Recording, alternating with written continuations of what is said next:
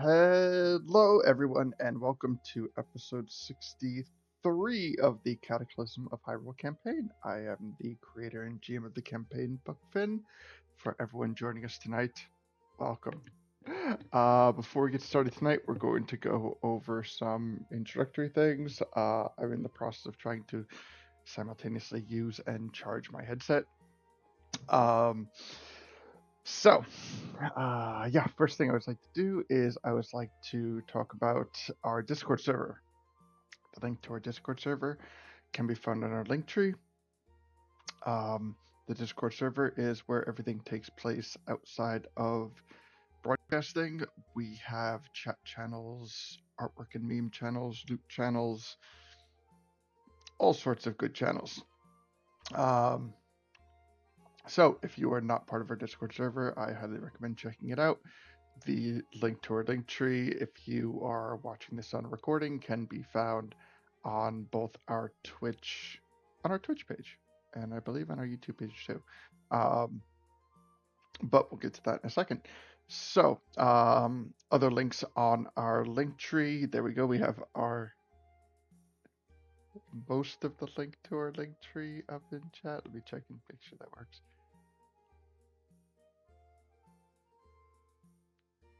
No, that is the link to a free online workshop. Anyway, we're gonna get that link reposted in a sec. But also in addition to our Discord server, we have a link to our Facebook page, as well as our Cataclysm of Hyrule YouTube channel. Our Facebook page creates posts and event reminders. If we ever have a schedule change where we need to shift our broadcasting, which does periodically happen from time to time, then that is the place that normally makes the announcements. Our YouTube channel is where we post all of our campaign sessions. We have up to episode 61 posted on our YouTube channel. Episode 62, I have just finished rendering as of yesterday, and will be posted most likely, I think, Wednesday, depending on my personal work schedule. So I think Wednesday will be when it's posted. But if you want to keep up to date, check out our Facebook channel and check out our Discord, because announcements go out there. We have the new link to our link tree posted in chat. So it is linktree /PuckFin. There we go. And excuse me. There we go. All right. So, so our broadcast schedule. We broadcast on a bi-weekly schedule. We broadcast every week, but we broadcast our campaign sessions bi-weekly. The thing about the alternate weeks we do, it's called a chat session, and these chat sessions can be are kind of like an open format. We do things where we just kind of generally talk about anything that interests us. We tend to gravitate towards things pertaining to the campaign or things revolving around the campaign, but really any topic is not off topic, and anything that's interesting we're happy to talk about. We have gone off topic many times, and we've also done other types of broadcasts during these chat sessions. We've done everything from instructional videos on how to do things like how to build characters, how to navigate D&D, how spell slots work, how just kind of like answering technical functioning questions. We have done videos where I show you how I build things. I show you the websites and the software that I use. I show you how I navigate it. We have built a number of things in these chat sessions. We built Rito Village in its pretty much entirety. Thank you for unbanning Fuzzy. I completely forgot about that. So as a side note, last week, I had tried from like my perspective when I'm looking at chat during our chat sessions. I can look at chat during our when we get into the campaign sessions, not so much. But so Fuzzy had posted something about Penn Island, and the automatic moderator flagged it for approval. And welcome back, Fuzzy.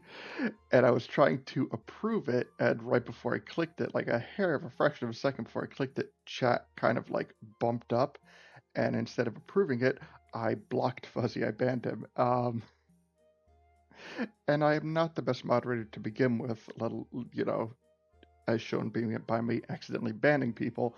But now we have Lido back, and Lido thankfully unbanned Fuzzy.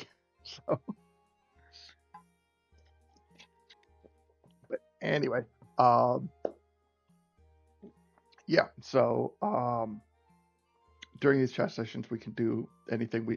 Like I said, I'll show you how to build things. I'll show you. I've shown people how things function, and aside from that, I've also done a thing where we've done a couple sessions of a Legend of Zelda Isekai in Daggerfall Unity, and yeah, just kind of anything that sparks our interest is fair game for that. But yes, that being said, all right, we may have a very interesting episode today. So, going into that's okay. This is still the only chat I have ever been banned from now twice. Oh, I'm sorry. I'm sorry. Yes, that being said, so in a brief review in our last session, the party went to go visit the Faka Witch. They had a conversation with her, trying to still deal with the ever-present Trixie, Kiwiko, Saria issue that is taking place in the Forest Temple. And after that, we went to go visit a vendor that is the Faka Witch's sister, who runs a used magical item shop. Now, for building a campaign, I love a used magical item shop because most people have especially like the longer you play a campaign, the more somebody kind of imagines like cherry picks items that they want, items that would help them kind of help build their character in a way that they envision.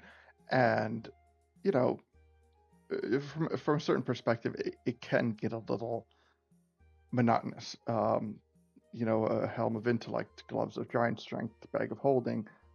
These are things that will inevitably make its way into just about every single campaign. So by creating a used magical item shop, it gives the GM two things, really. It gives them a GM the ability to, one, make these items more readily accessible. And by more readily accessible, I mean it takes away takes it away from the traditional method of just them opening a chest after a large battle and saying, well, there's those gloves of giant strength that you wanted. And it puts it more in a like a natural state, like it's something like you see, like walk into a shop and there it is. But the flip side of that, in creating a used magical item shop instead of a traditional magical item shop, is one, it makes the item more affordable, and two, it lets the item be altered in a way that is unexpected. Now, this is not meant, or at least in my personal way, that this is not meant to do it in a way that is meant to penalize a player in any way. It is more meant to create a level of humor and enjoyability. One of the used magical items that has been traversing the campaign for probably the longest times that has come from the magical item shop is a pair of gloves that Deacon has. I forget the name of it, but it's gloves that help with pickpocketing. However, if you roll a nat 1 on your sleight of hand check, then the spirit of the gloves vocalizes to your target and everyone around that you were trying to steal from them.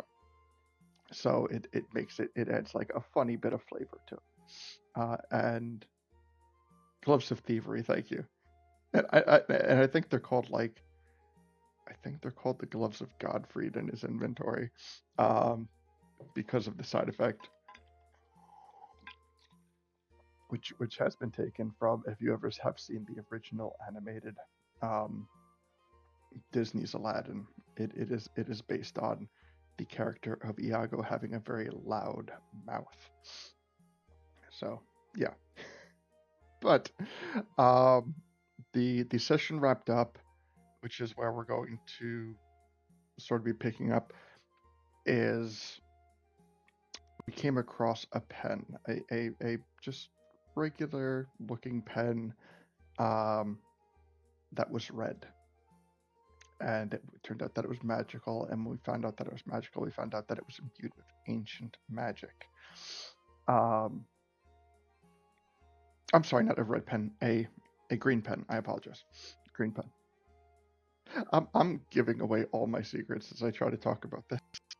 So, it is a green pen, and it came into the possession of Leto, and after it was identified, it was revealed that the pen was trying to talk to him, and in the closing moments of the episode, it intended to make a deal. Now, we do not know the parameters of this deal. We do not know the intent of this deal. We do not know what this pen is or what is inside of it or anything like that.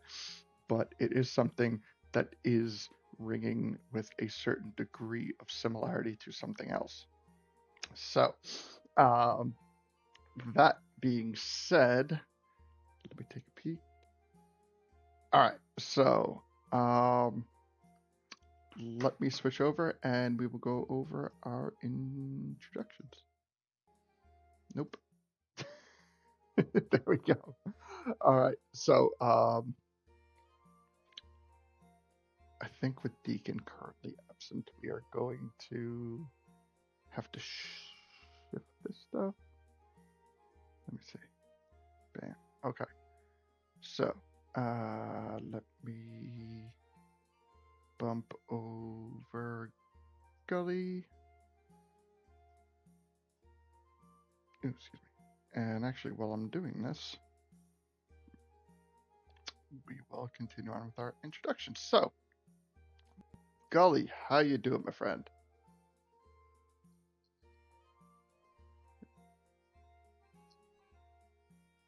Yes, I am very excited for it too. And all right, there we go. That was quick and painless. All right. You know what? Like sometimes even just the most like routine task on this will just become a problem for me.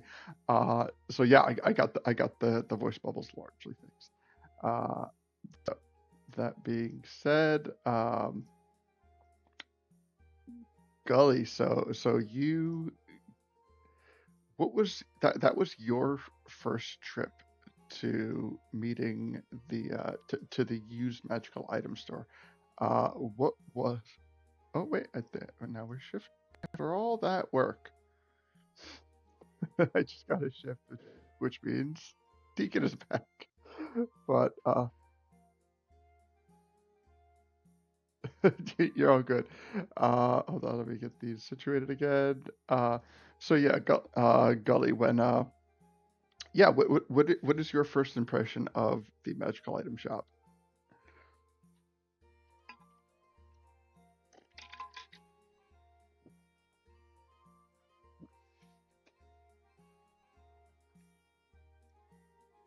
All right. It is definitely one of a kind in this campaign. So yeah, we'll be picking up I guess yeah, we're still in the shop, and we'll go from there. So, Gully, thank you for joining us tonight. And with that being said, I'm going to go back to Deacon. Deacon, how was your nap?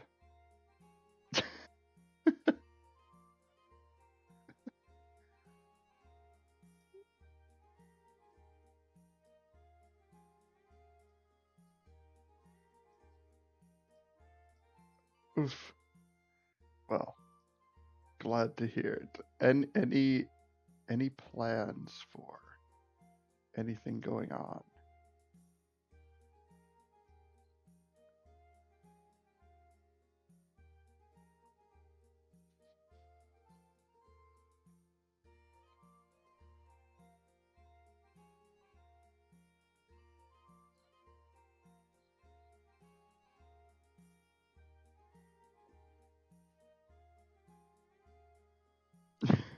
Nice.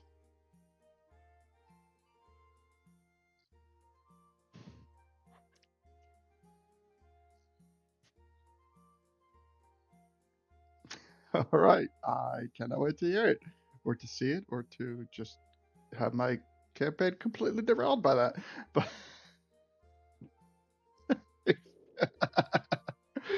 so welcome. I can't wait, and we will get down to it shortly. Next we have Lido. How you doing, Lido?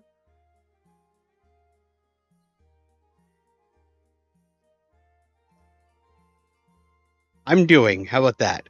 Um, Happy to be here. Happy to be having fun. Can't wait to see what kind of deal I can get. Yes, deal. A deal. But yes, that was the final thing. Wanting to make a deal. Uh, it it Yes, it seems very opportune friendly. because Seems very friendly. yes, and Lido loves to make deals, and this entity is just dying for one. I don't think Be she's the one interesting. who's dying. She's Mm. killing for one. Why did I just? Smiley face. It's killing for one. I don't know why I just gendered it. Um, yes. All right. Yeah, so that was going to be where we are going to pick up and rounding out the. So welcome, Lido. Um, and rounding out the introductions is Stuffin. How you doing, Stuffin? Hey there, how y'all doing? I was gone last time. Took a long nap, and I don't know, no one woke me up. I'm sorry. Uh, I missed the Fox Witch. Um, but this is a cool shop, I guess. I'm waking up in the shop. I'm doing. I'm doing. I'm looking forward to casting some spicy spells also, just to make food taste better.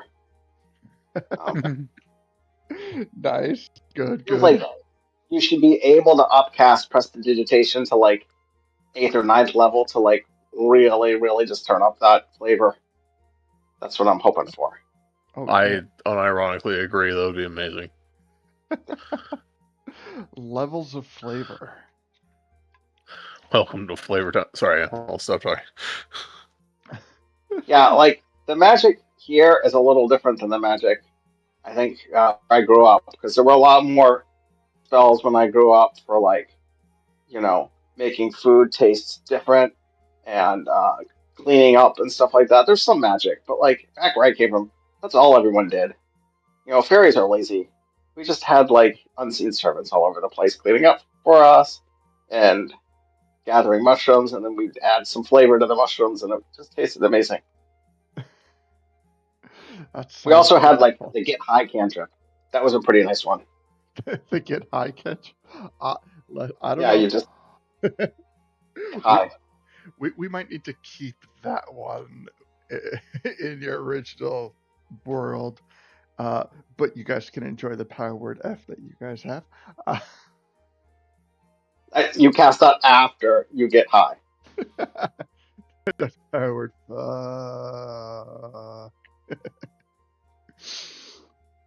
So, all right, sounds awesome. Can't wait to get the ball rolling tonight. So, we'll get right down to it. So first thing we are going to do is setting the scene. We are still at the used magical item place inside the refueling station on the mountainside. The party has been walking around, creating distractions, trying to barter items. And we've started off with Leto holding this with his voice, talking to him, saying that it needs to make a deal. All right, so we'll start off with Leto. Leto, this voice has entered your head. How do you respond? Hello? Hello? Hello. What can I say is talking?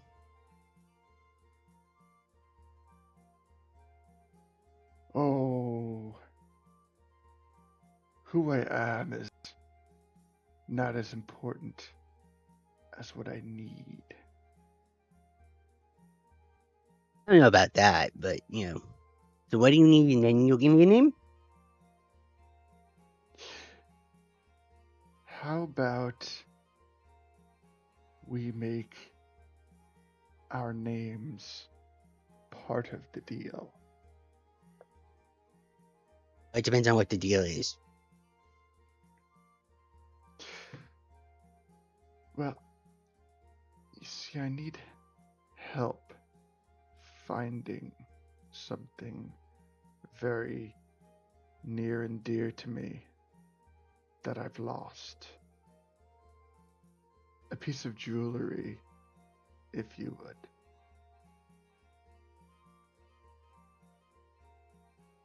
Sure. And what kind of piece of jewelry are we talking about? Oh, nothing of any importance. Just a small green ring. Mm-hmm. Has a spirit inside of it, probably? It you know of it. Yeah, I had it for a while. Oh, I sense it. I sense the closeness of it, but I cannot find it. Oh, we are near a witch. Maybe she has it.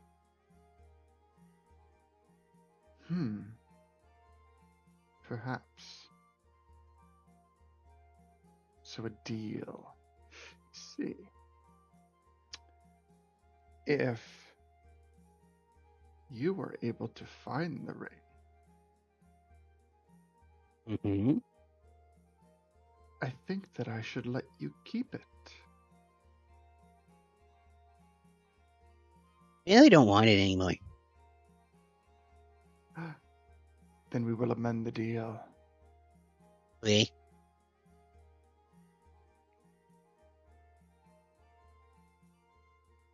I need you to find me somebody who wants the ring.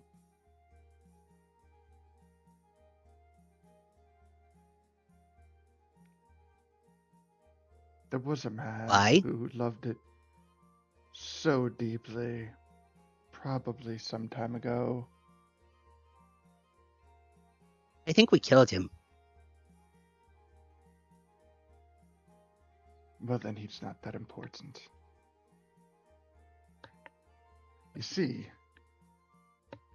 for a while now, I have been stuck for the longest time in the possession of this bumbling buffoon, and my patience has grown quite thin as a result of that. Wait, are you talking about Buddy? No, his name was Bradford. Oh. Just all day long, day and night, just sitting there filling out forms and writing things and signing things, and I. Kind of his job. It is a waste of time and a waste of my talent and ability.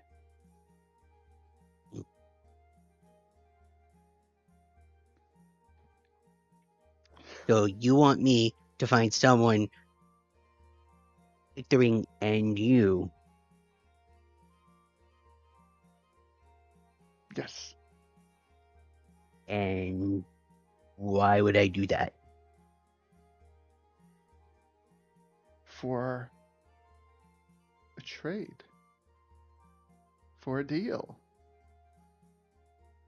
What is it that you... I am talking my throat sore, trying to just go on about what You I... actually have a throat, a a pen. in a matter of speaking. Because how can one talk without a throat, even if it isn't like actually a throat? But we are nitpicking things here. But you're also talking in my head, so I think no throat to consider. Is that an actual throat? However, I feel that I am carrying on about what I want. What do you want?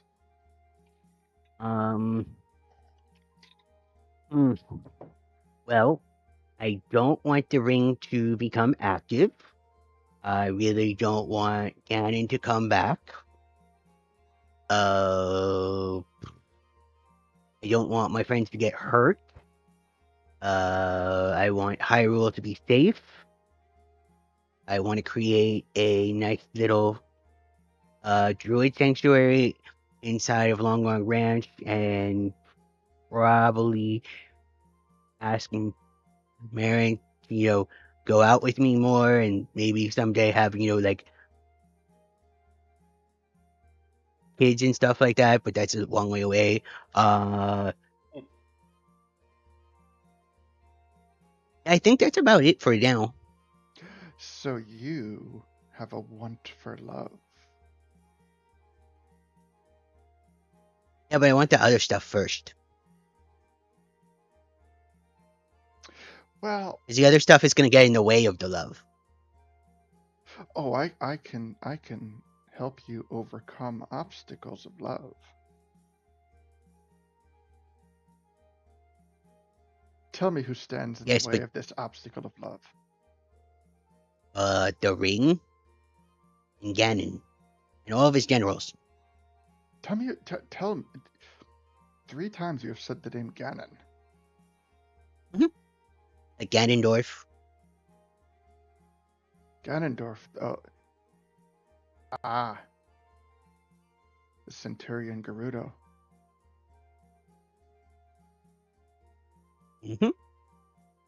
No. Nope. There's No, another Ganondorf.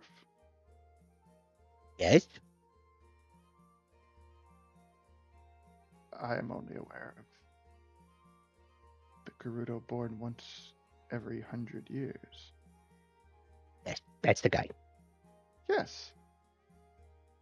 How is he preventing your love?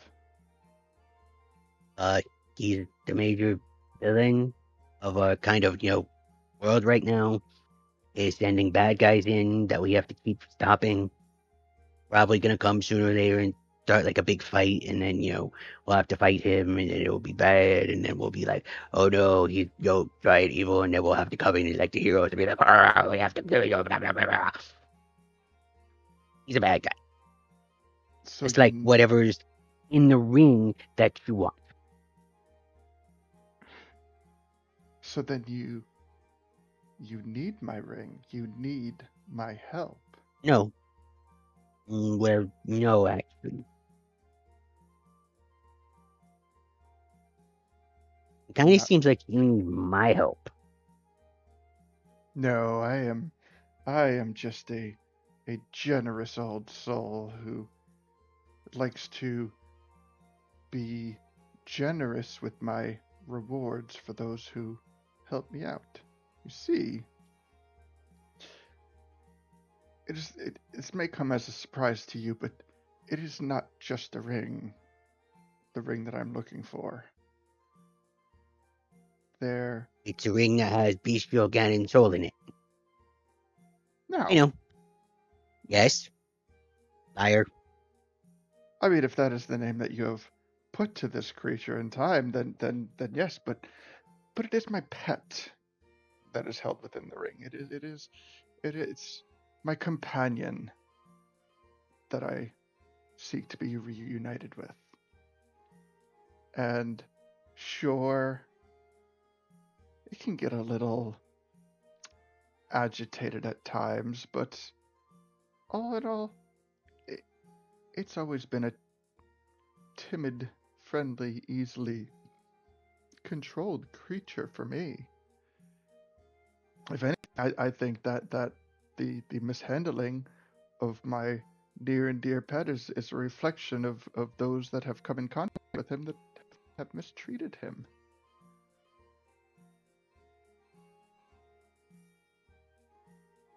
All I'm hearing right now is, I am evil, you should not give it to me right now.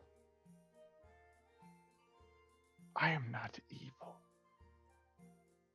I am merely a pen looking for its pet.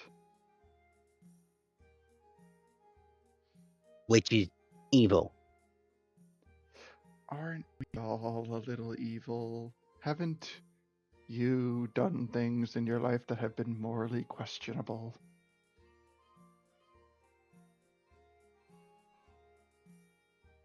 Yes? Most times for the good reason. And I have good reasons too. You see, Which are? my friend, my pet, my companion is alone and scared and may be acting out. But most importantly, it is in danger Of? of someone just like me. And without me there to protect it, the danger persists. Okay, hold on for a second. I'm gonna go walking over to Deekun. Hey, Deekun, Hi, all. Hi. I need a favor from you. Yuku nods. I'm going to put the pen on the floor. Just do me a favor and use your sword and hit it as hard as you can. Okay. All right. Okay. All right. So, I just realized I have not logged into Roll20 on my laptop. Can you just make an attack roll and I have a plus 12. Like just roll me a d20 plus 12 while I sign into Roll20? Sure. Thanks. You want me to roll it or Puck to roll it? You roll it, if you're okay, Lito. Puck rolled it. Oh, okay, fair enough. Sorry. Okay, what'd I get? 18. Oh, nice. Okay. So yeah, I will. I will take out the wooden sword. And I'm already wearing the ring. I still haven't taken it off. Sorry, Stefan. I can't help it. I like being red too much. And anyway, so I already wearing it. I take out the wooden sword, and I hold it above my head. Like with the blade slightly pointed down. And with a resounding, yeah, I try to bring the blade down on the pen. Alright, so you bring this blade down on the I'm pen, gonna lose my toy. and a shrieking emanates from the pen, so high pitched that it blows out the windows in the entire place. Sorry, Okay. I can fix that. At this point, the shop owner, not the Fucko Witch, but the full-on shop owner, sees the collective of you who have just blown out all of his windows, and he looks furious. Just relax. I can fix them. It'll just take a little bit, but I can fix your windows. He points to what is left of his door, and he just yells, I can do Out. that too. "Out, all of you! Wait. Out now!" Can I pick sleight up of hand take? Okay, sorry, never mind. No, go ahead. No, go I for it. was gonna say, can I sleight of hand the pen so that he as I just scurry out the door. Okay, so you absolutely, well, I would say you absolutely do have time to grab the pen. That's yeah. So But when you come down and hit the pen, as you're picking it up, you realize that like you have broken off like the tip of the pen, and a green ink is starting to ooze out the front of it, like out of the broken tip. It's starting to puddle. Oh. And can I stuff it into a vial? yeah. I'm sorry for cutting you off. I didn't mean to. Nope, absolutely. If you you toss it in a vial, in a way that it's like standing up so that it's not upside down and ink continues to pour out. Exactly. Does anybody else do anything on the way out of the store? Is there anything I can do? All right. I hope you did mean for me to use the wooden sword. I am sorry if you. Yes, I did. Okay. All right. Just making sure. If there's any residue of the green ooze, just like produce flame real quick and see if I can burn it away. Oh God. So you start a fire in the store, and the shop owner is even more furious. And Hey, we're leaving. As the ink catches flame, it burns green. By the way, Gully, anything for you on the way out of the store? No, nothing else at the moment. All right, Stefan. Yeah, okay. My power's been flashing on and off, so I hope I don't lose you. Okay. We have thunderstorms. Yeah, Stefan wants to buy something. He's gonna be like, do you have any like mystery boxes or something like that? Like wands and rods are cool. Salves are cool.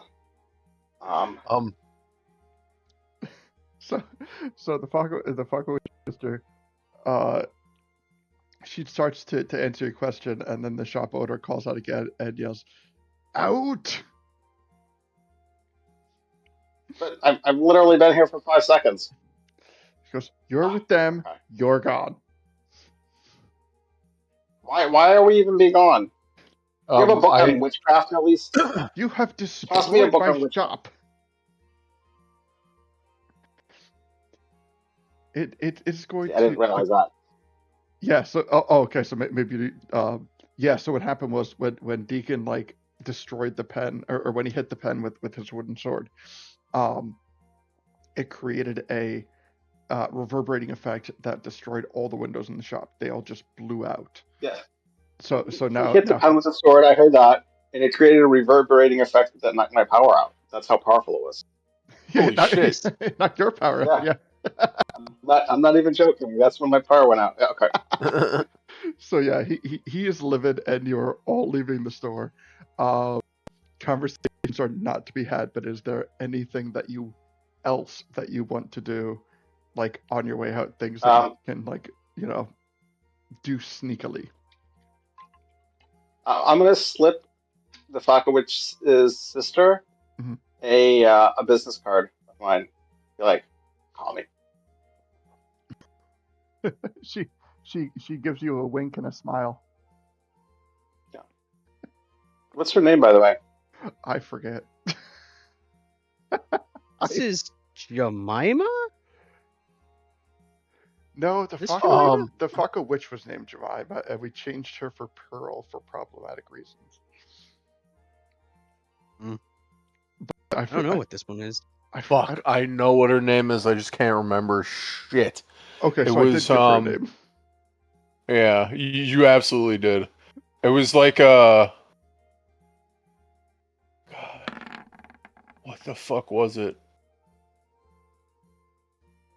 I want to say it was based off like another product like that was also removed. Like the I can't remember what it was. Fuck. I'm looking through like the character thing to see if I have her in there.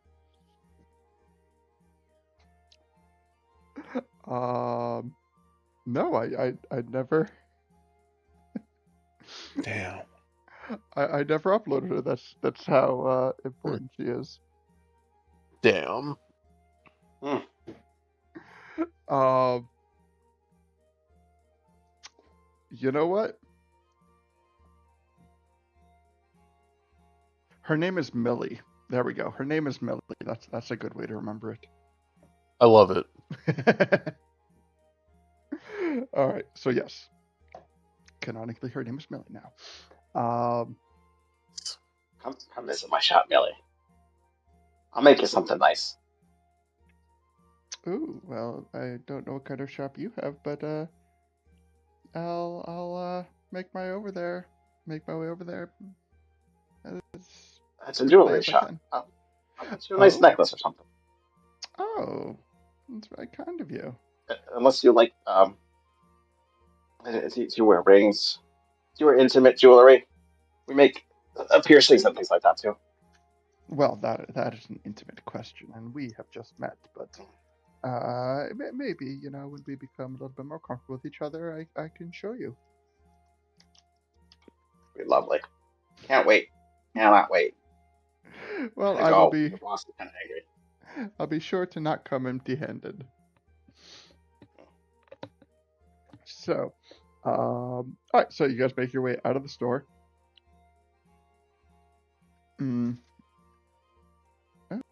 Okay. So, yes. So guys, and I will point to Ikun. So what you just did, Ikun, is that pen was talking, and it didn't like the sword and the red ring, and it might not talk anymore. Wait, what was talking here? The pen that Gully had, and he let me Oh, the then pen was pick talking. out. Yeah, the green pen.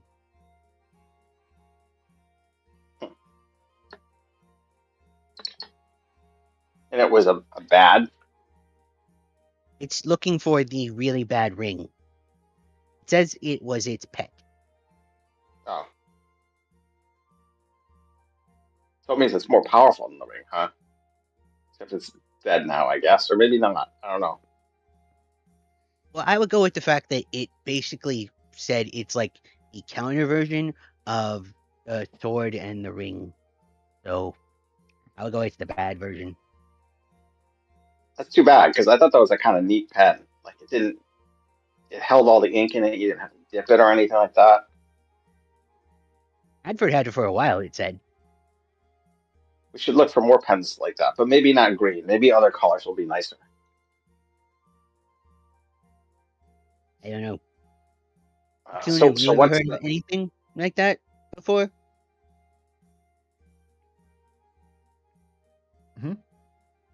Wait, was that a can question? we for me? can we make some kind of like Arcana checks about I don't know, sentient pens?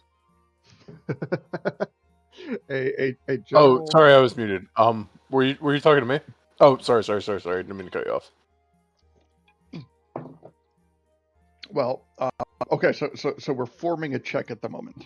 So we're looking for. Well, let's chop this out. But before we do, what were you saying, Deacon? Oh, I heard Lito say my name, but I don't remember. Yes. Hi. I was asking you if you've ever heard of any other items like this, like the sword and the ring. Maybe Stuffin mentioned other colors, and don't know if there's in your world timeline you heard of anything like that. Deacon shakes his head. Nothing yet. Eh, Nothing I can remember, at least. no worries. Okay. So let's formulate this Arcana check. We'll start off as a Arcana check for sentient pens. Is there any way we would like to amend this roll before you make it? And kind of like in game, I would regard this as like a general conversation that's just being had amongst the party. So it will ultimately be a check that everyone can either make or not make and assist another person. So Well- ultimately that will be the function, but let's iron out the check first. Let's ask this. Ikun, does your sword talk to you? No, it did Have you once, ever- but then it has not done it again. Could you try and talk to it and see if it knows anything about like other pens or colored items, or even just a green pen? Okay. I will take out my sword and I will inspect it to see if it got any damages when I used it to break the pen. As you take out the sword and look at it, it appears that the sword itself it has kind of like a faint and fading red glow to it. So it was previously lit and is now fading in color. Did I just break my toy? No. Oh, okay, cool. All right, thank you. All right. Yeah, I inspect it and I kind of like, so with the red light that it kind of took on, without really thinking, I just kind of like rub the blade, like like as if I'm like cleaning it off gently, and yeah, I try to like. Okay, so I don't know if this is gonna work or if it's even gonna make sense, right? But I want to try to use my aberrant mind telepathic ability to try and establish a telepathic connection between my mind and the mind of another. So as a bonus action, I can choose one creature I can see within 30 feet of me, and we can speak telepathically while we're within a number of miles, etc., etc. So we have about a minute to try and I reach out mentally to my sword to see if it will heed my call. Okay. And I'll say, you. And I'm going to start with just saying you continue to amaze me every day. I'm amazed to see that you could do that. Well done. Well done. So, as Can you're I do like, something real quick? Yeah. I'm just gonna, reach down and ruffle Ikun's leaves and just cast guidance just in case. okay. Thank you. All right. So, Deacon looks very happy. one of the things that you're coming to realize is that that high-pitched energy wave that destroyed the place when you hit the pen, that came from your sword, not from the pen. And now that now that your hearing is starting to come back, Mm-hmm. and the pitch has become a little bit more bearable. You notice that it's kind of like a jovial, like it's almost like there's like a resonating sound coming from the sword, and it appears to be of a happy type of song almost in a way. Cool. So as you bridge the mental gap and start to communicate with the sword, the first thing it says is, finish the job.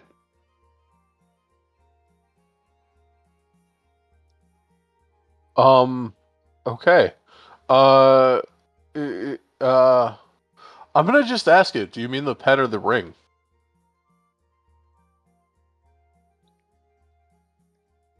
As well. Of course, the pen. You don't have the ring. Understood. Okay. So, yeah. Okay. I'll ask it if it needs me to hit it again, or if there's something else it needs me to do. It says the damage has been done.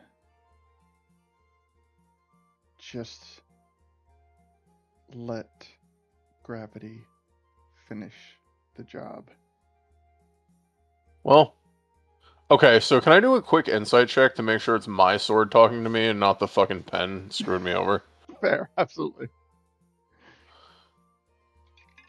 Okay, alright, cool. So insight? Yep. Mm-hmm. Okay, cool. Thank you. Alright. I just need like a not one, please. Insight check. 9, but Okay. you have a D4. That's right. Oh, true. Yeah, I gotta use that. Thank you. Alright, Okay. I'm good with a 10. Solid It's a 10. Okay, so Hi, bro. I will explain aspects of it to a level 10 insight check. The voice is familiar. It is the same voice that you heard. I'm on the phone, but I'm still good for the vitals. Thanks, man.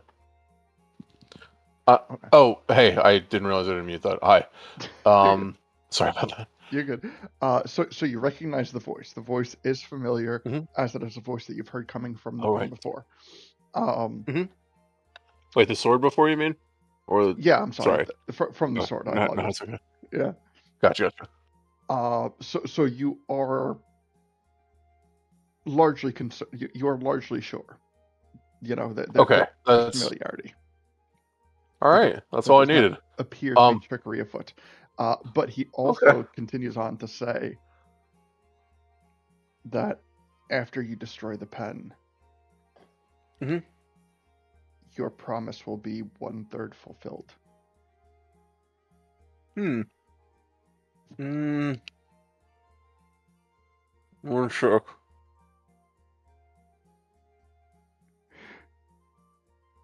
Oh, you remember when you first got it, the sword wanted to make a deal as well. You had ice? Hmm. Did you have ice? Not recently.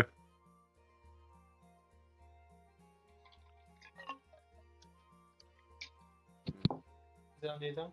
Hmm. Under your tongue? Mhm. Keep it there. Right. Sorry, I had to get my temperature taken. That's like a hospital thing. Oh, good. And anyway, so yes, as I'm dealing with the once I know that it's definitely legit. Thank you. Yeah, I will like nod solemnly, and as and I will, yeah, I'm gonna just ask it, what it means by letting gravity do the rest, if it wants me to like let the ink flow, or if there's like something else it had in mind.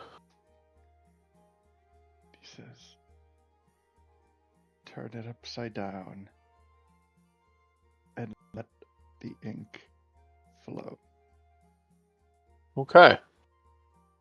In the bottle or under the ground? Out of the pen. Okay, fair point. All right, yeah. I will. I will dump the ink into the bottle. I have a good one. Thank you. I have no reason to mistrust my sword. I simply like I made the deal when I took it, and I intend to honor that deal. All right. So, Leto, in your head, as the ink is draining from the pen, it is pleading with you to stop him. I'm fading. And in the very last breath, it says, I'm the only one who can control it. Giving time for one singular action if you so choose to take it.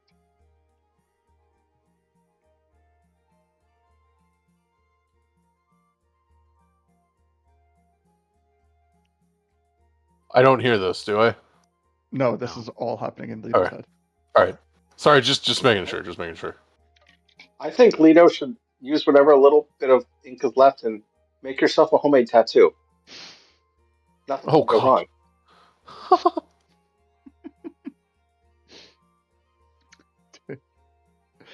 That I suppose would be a possibility.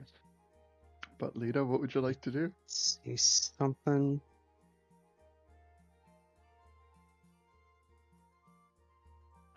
I will. Crap. Why am I doing this? I will take out the Zoran blade and just basically try and catch the last drop on the edge of the blade. All right. So the last bit of ink falls to the blade. The blade absorbs it. And your Zoran blade turns green.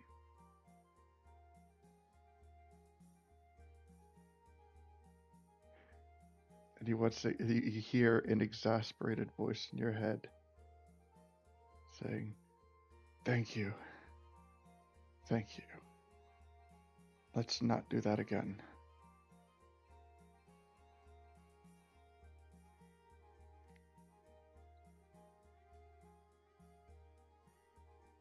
All right. So, actually, quick question. Deacon, do you do anything to try to stop him from doing it to the blade? Honestly, oh man, I so. Oh my God, Fuzzy, can you? Sorry. Oh my God. Oh my God. Can you read Twitch chat? Yep, I just Yes. caught that.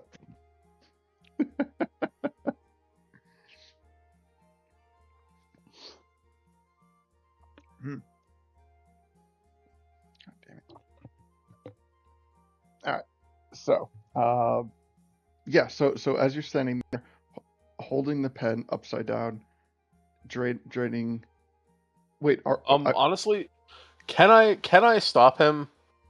Can I just be like, because I don't know. I just kind of I respect the idea, but honestly, I was really hoping I could just like yank it away, because like I know he probably wants to do something with it, but I made a pact to my sword, and I intend to follow it up. Okay. So since Leto has the action, which is unpredictable. Both you give me Is there any way I could convince you to let me use my sleight of hand to just yank it away from him? How fast is this taking place? Because I imagine, like, it feels like a half a second thing. Like, he's just dripping, dripping, dripping, and all of a sudden he just, like, touches it to the blade or something like that, right? Yeah, so basically, That's true. I mean, That's it's true. happening at like an appropriate amount of time that that it would take just to turn a fountain pen upside down and drain it. So it is I would say it's taking under 6 seconds in that respect. So it takes time, like time for like one action, but you know what? I would say, Leto, give me a sleight of hand, and Deacon, give me a sleight of hand at disadvantage. Okay. Yeah, this is gonna. Yeah, I'm gonna lose this. You're gonna get a natural 20, and I'm gonna get like 15. fucking 15. a 1. You All have right. a plus what? I'm just teasing you, bro. I'm sorry. You're right. Okay. All right. Disadvantage. All right. Let's. All right. All right. Yay! Yeah, Oh my 34. All right. Thank Yeah, you. What? he's got a plus 22. There was no way. Yes, I have. I How do have you get many plus things. 22? So I will explain that after the session if you are still Don't interested. worry about it now. Obviously. Unless you want to do, roll for initiative. That I might have a chance with. Oh, true. Oh my god. I get my bonus is almost higher than anything you could possibly roll. Okay. So, but 15 is still a good roll. This is true. 15 is very speedy. So I would say even so he kind of like pulls his sword, makes it almost looks as if he's taking a lunge for you, but he is aiming for the pen. So in it like a knee-jerk reaction, you kind of like jerk the pen away, and unbeknownst to you in the moment, a singular drop of ink makes its way over the mountainside. But you take the pen and look it back to you. The pen is now empty. So, Lido, you are, aside from no longer being mentally bonded to the pen, there was, without realizing it at the time, but now it has subsided, there was like a kind of feeling of like mental static where, like as if somebody were like to pour tonic water on your brain, and when the pen emptied, it ceased. So you now have a clarity of mind that you didn't have before, but you didn't know you didn't have it. Meaning, the safe conclusion to come to is that the bond with the pen is broken. Can I? Oh wait, sorry. We probably don't know about the goo falling down the mountain, huh? No. Oh, I didn't notice that. Okay. Yeah. All right. Regardless, sorry. Can I just check and just ask if my sword is happy with the job that I did? Yes, and while I'm going to narrate this, Gully and Sorry. Stuffin, if you want to either rely on your passive or oh geez, fucking brain fart. Or if you want to roll me a perception check. I'll roll perception. Okay. Gully, what about you? Do you want to rely on passives or roll for perception? My passives are 20, so I'll go passive. Okay. I got a 15. Okay. 15 and 20, both high enough to realize that as Deacon kind of jerked the pen away, you did see little remnants of this pen kind of fly over the side of the mountain.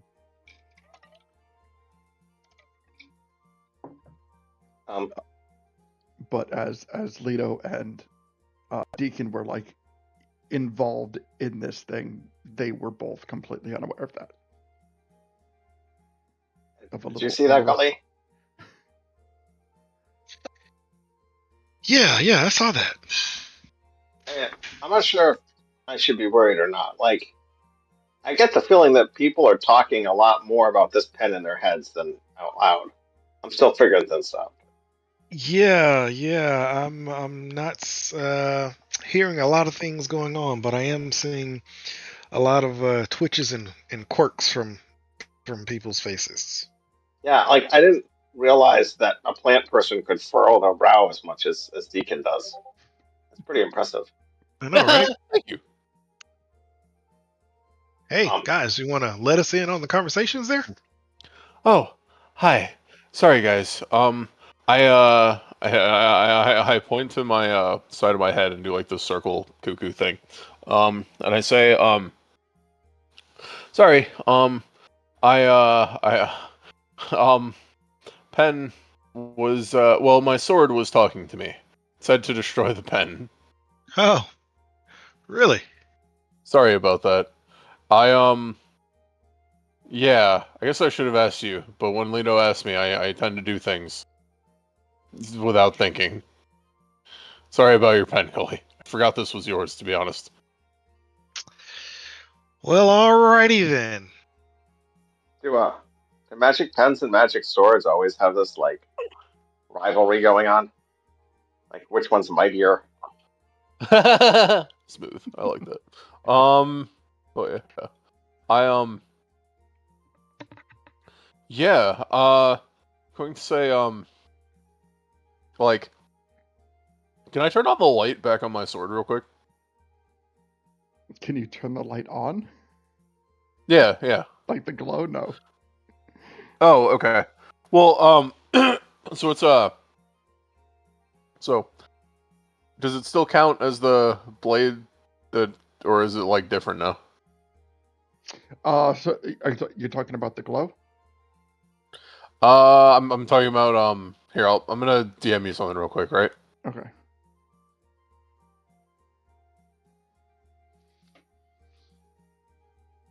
Yeah. I'm gonna go. I Sorry. don't know, just make sure that ink didn't. I don't know. It seems like that was magic ink. I'm gonna just fly down and take a look, and Stefan will fly over the edge of the cliff and kind of go down, looking for evidence of what happened to that bit of ink. Can I give him an inspiration? Just Absolutely. in case that comes up. Absolutely. So you come to the the precipice where you saw the spatter of ink go off the side. It's very cloudy because you're on top of a mountain. Would you like to start descending? Yep. Okay. Give me an athletics check. That would be my specialty. Oh wait, you have a fly speed, being a fairy. Yeah, I have a fly speed. I can fly. Okay. So yeah. Okay. So utilizing the flying speed. Give me a investigation check. To look for anything out of place. Because finding a speck of ink might be a little bit more difficult. Okay. Oh shit! Did you give me inspiration? Yes. I'm gonna use that inspiration. Much better. My first roll was a nat 2. My second roll was a nat 19 for a total of 30. All right. Gotcha. All right. So,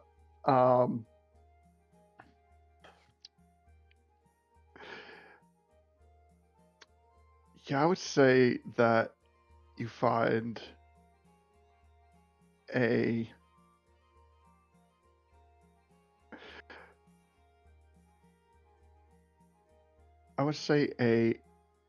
green rock roughly 2 to 3 times your size. Kind of just sitting there motionless on the side of the mountain.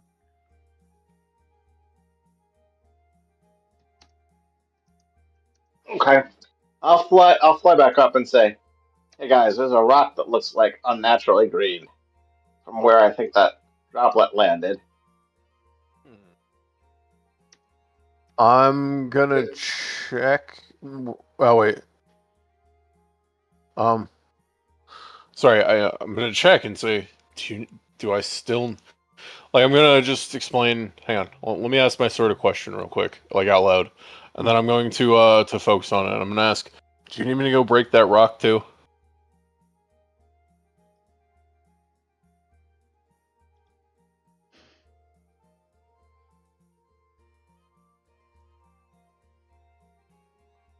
And Well, no, I'm asking the sword. Yeah, I'm literally asking my sword if it needs me to break that rock too. oh, I thought you were asking the party. I'm sorry. Oh no, sorry. I'm trying to like go through with the deal that I made Gotcha. already. So Okay. So I- I would say like there's like a general conversation to be had to like describe not only what um Stefan found, but also like explaining to the sword, because the sword would have thought at this point that um Definitely. that the deal was done. So Mm-hmm. you know, you talk about it and you say, you know, a piece of ink must have escaped, and Gully could confirm that, and you know, it appears that a piece of green ink has fallen on a rock, Mm-hmm. and then the sword says to you, "It still lives. Finish the deal." Mm-hmm. All right, yeah. I passed that on to the party. So that's what it is saying to me. Yes. It says my obligation has not finished yet. I must destroy the rock as well. Uh, I I huh. A lot of magic swords going on here. A lot of probably yeah. Um so I'm going to explain just that I got this sword from Link himself from Crow. So it's allegedly the one that he started with and used when he was, you know, adventuring and saving the world and stuff. So I do trust this, relatively speaking. And when it was first given to me by Crow, it asked me if I would make the deal with it, and I agreed to. And that's why the ring works. That's why my hair's red, and that's why I can do this. And I hold up the blade, and I activate the sunlight effect from the blade. That let's see. It can emit bright light in a 15-foot radius and dim light for an additional 15 feet. The light is sunlight.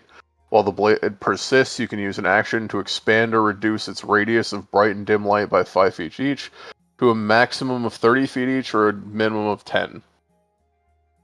So I will just like bring it out like and I'm just gonna be like, behold the glory of a new sun, as I just like hold it up dramatically and make it so that the bright light shines 30 feet and the dim light another 30 feet, and yeah, just strike a dramatic pose as I tell you that I can trust the sword. Anyway, That's very like, imagine like a He-Man pose. exactly, pretty much what I have in mind. Yeah. Okay. So anybody who goes to the edge of the cliff, we still have Stefan has his fly speed. Deacon, in order to do this, would be at the edge of the thing. But anybody who Mhm. witnesses the area, um, so what you see with the radiance of the sword is much of the light from the sword is reflecting off of the clouds. It does not Cool. part the clouds, but what you can see is you can see through the fog of the clouds that there is something that looks like a green stone, and it is starting to move. All right. How far below is it roughly? Uh, it is roughly 30 feet. I jump down. All right, you jump down, uh, and Right, so you need me to roll fall damage? no, because you have a pedal glide. True. Yeah, that was basically yeah. Okay, Yeah. cool. Thank you. So, so you pedal glide down, um, Perfect. and you land face to face with a green colored Goron.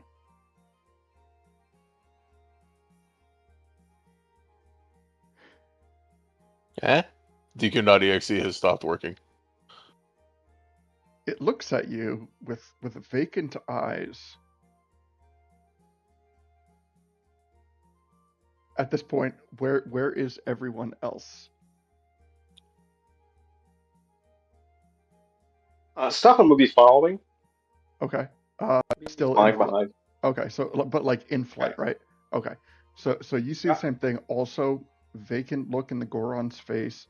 It is looking in your general directions, but it is not making like notable eye contact. In fact, there doesn't seem to be pupils in the eyes. But nonetheless, it is definitely a Goron form, and head to toe, it is green. It moves in a way that it is aware of your presence, but that is it thus far. Gully and Lita, where are you guys being a part of this, or are you not jumping down the mountainside?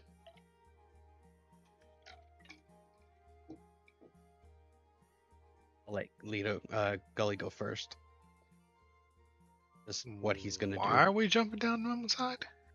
Green I must- Goron, bad.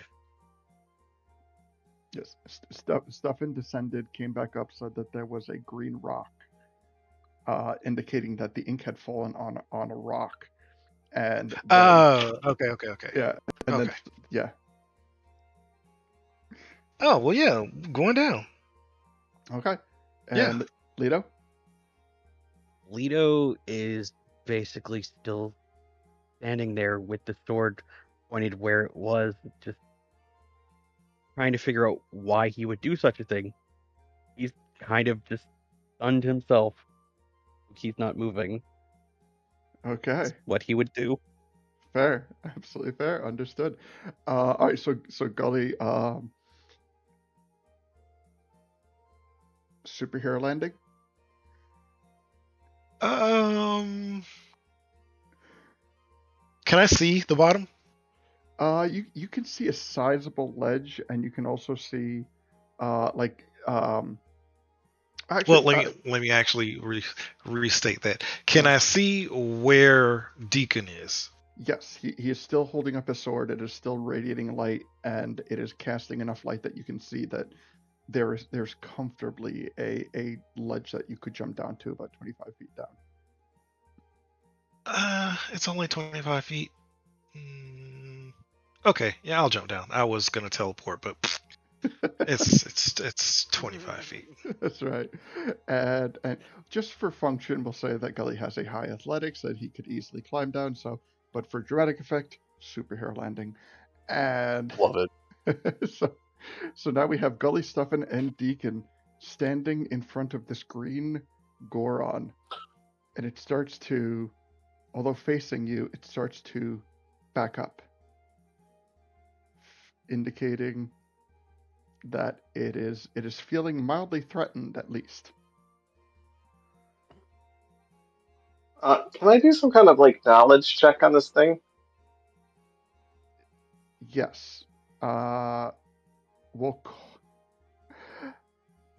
I mean, depending on the answers that you are searching for, you can either do a nature, medicine, or arcana.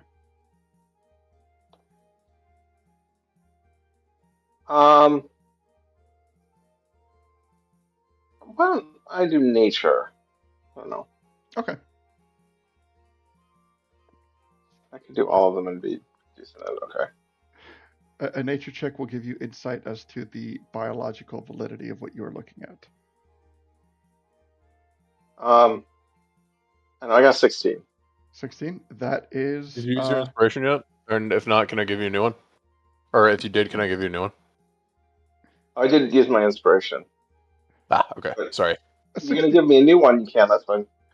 A 16 is sufficient. Okay. Okay. Yeah, you are standing face to face with what is definitely organically a Goron. Okay. Yeah, looks like a Goron. Smells like a Goron. All right. We have 2 more people. We have 2 more checks. Does somebody want to take a medicine? Somebody take an arcana? Mm-hmm. You don't want me doing either of those. Let's see. Well, it's a scaled DC, so as like even low rolls are going to get you some bit of information. All right. Gully, I'll give you an inspiration for whatever it is you want to do. All right, I'll go for the medicine. Okay.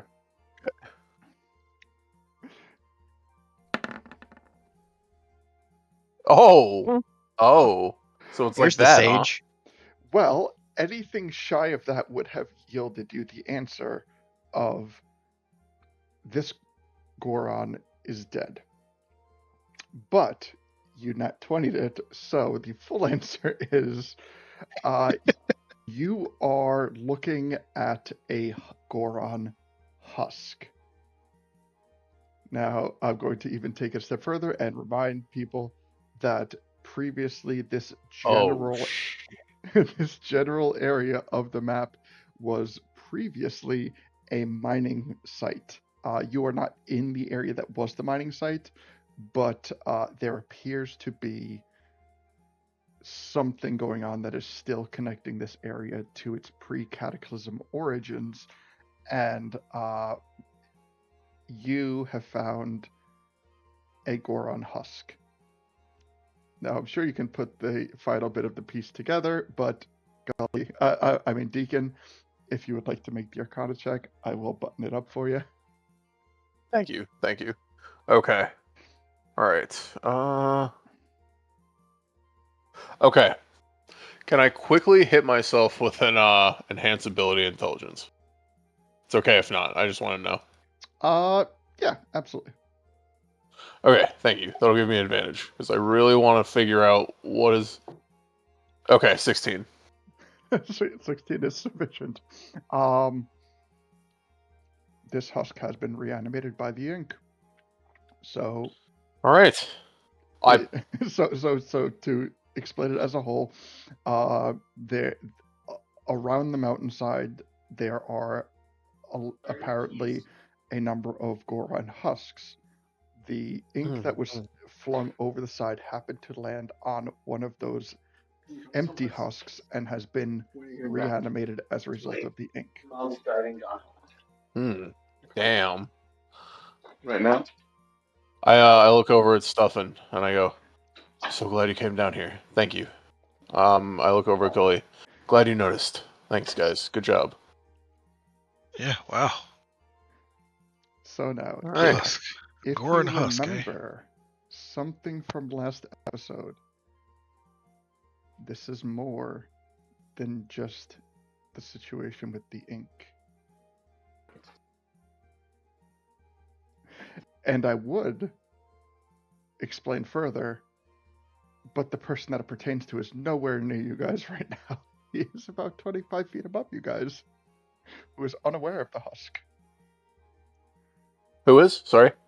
Lita. Me. Yes, this is true. I mean, So it is continuously backing up. It's let's say it is backing up at a rough pace of 1 foot every second. yeah, about that. You're on a mountainside. Yeah, exactly. And he's a Goron. So, yeah, about that. Let's see. With the light, you see behind him, roughly 6 feet, there was a drop off. All right. So, I am going to cast Force Cage in the shape of a cage around him. Mm-hmm. And yeah, that is a complete four-sided cage. Incidentally, he can't go burrowing away from us.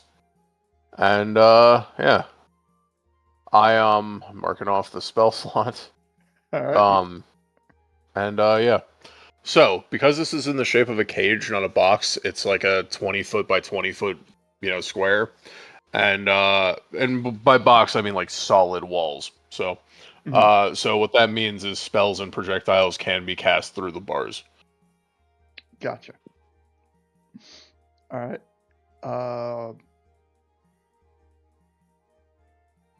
Okay, continue on. All right. All right. So,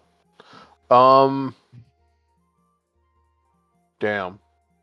I really want to just teleport into the box and finish the job.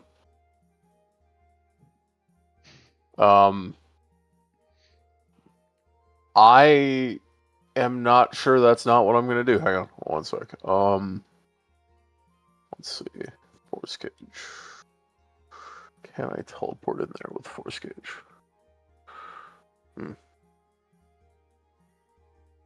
Well, you might not be able to if you've already cast a spell. That's true. I can't. Yeah. Okay. Yeah. Well, I got a question for you, Decoon. Mhm. You can control the size of the cage, right? Yes. So why make it big when you can make it just his size? You can just slide the sword through. Actually, that's true. That's a really good point. Thank you. Can I make it like that magician's box? Like, you just stab the swords into. It just looks like that. Okay, so but you're maintaining that as a cage, but you're shrinking the cage to the point that it can't move, and then you're going Yeah, to, is that okay? and then you're going to. Okay, yeah. So, okay, so the moment that you start to pierce this Goron with the blade, I would say at this point, Leto, you can hear what's going on. Because once again, we are hearing this now that we're like not in an enclosed area like a store, we're like in an open area, and probably a little bit more used to it and expecting it. The vocalization that comes from the sword as you pierce the Goron, Leto, you can hear this. Okay. Do you react to it in any way?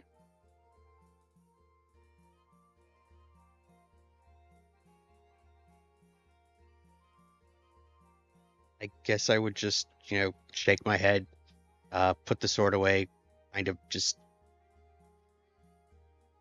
spit on the ground and kind of just look down and just wait to see what happens. All right. So, okay. Before I narrate what is going on with Deacon, is there anything else anybody else wants to do?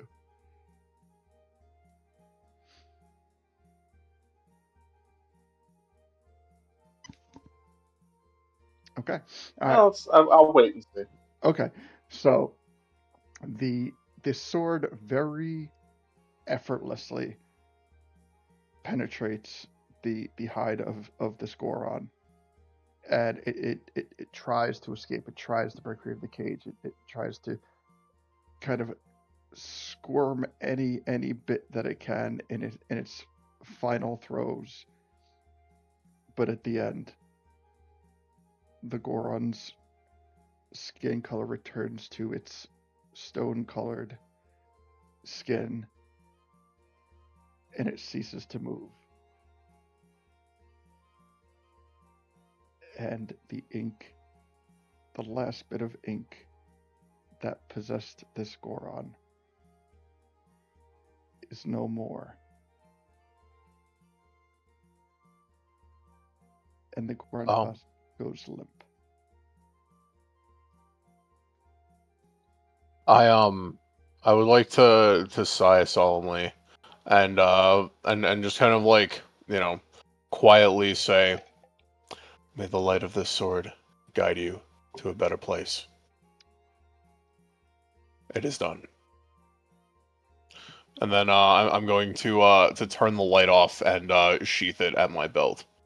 Okay. Quick question. As a final act, do you push the sword deeper in, or do you pull the sword out?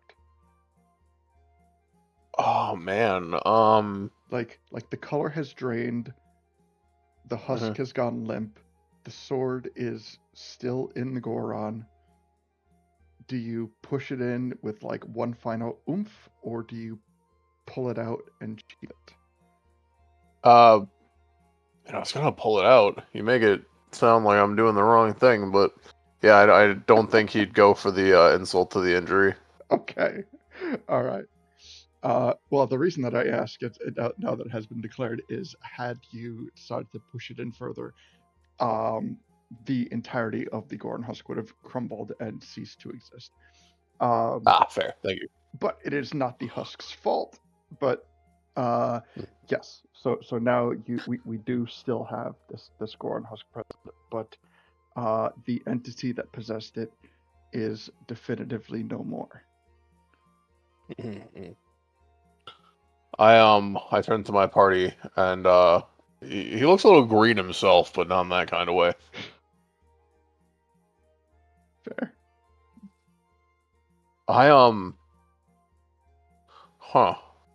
This is going to have an effect on him. Deacon will remember this.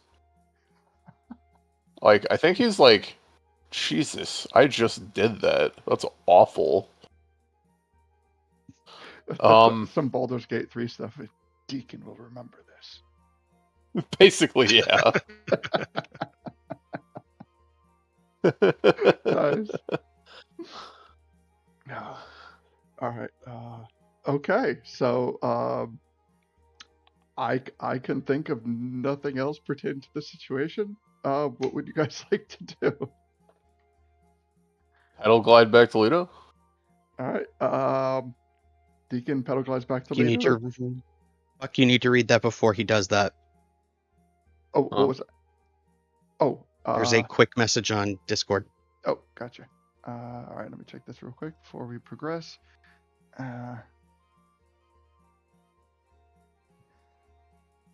Okay, so as everyone starts to fly up, climb up, glide up, you get to the area and you find that where Lido was, he is not.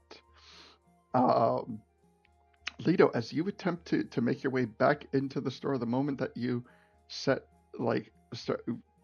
not even make it into the store, but relatively close, you can see that the shop owner is in the outside of the store, sweeping up the glass, and he sees you coming. He's like, "No, I told you, go."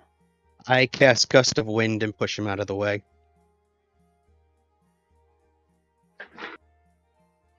Oh man. Okay. I'm gonna leave it at that. He gets blown out of the way. What would you like to do now? I'm going to continue into the store. All right. So you have the store. Once inside the store, there is no broken glass because everything got blown in an outward fashion. There is a reasonable amount of destruction. Some of the drinks and food and stuff is kind of like scattered about. And Millie is still in the store. Only person I can think of, I'm going to walk up to her. Lido does not look happy. She notices this. Lido will literally walk up to her table and just because the fact that it's, take the sword back out and point it at her. And we'll look at her and go, "There's the ring."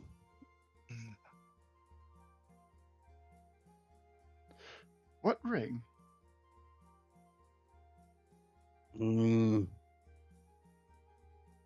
Don't be. It's not funny. I know it's here.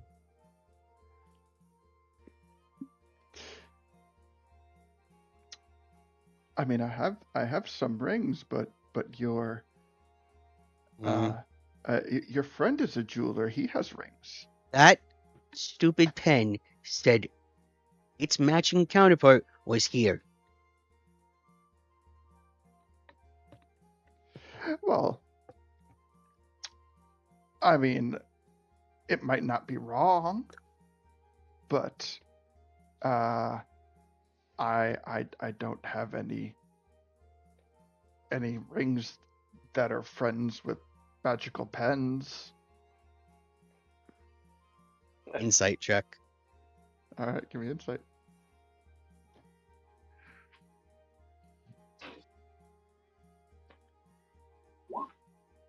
17. 7. Okay. There is a bit of truth to what she's saying, but there's also she is also not very forthcoming.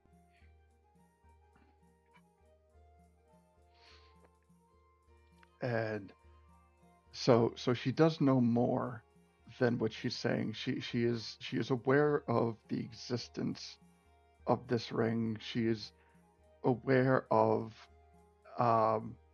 what the pen was, but she is being truthful that she is not in possession of the ring.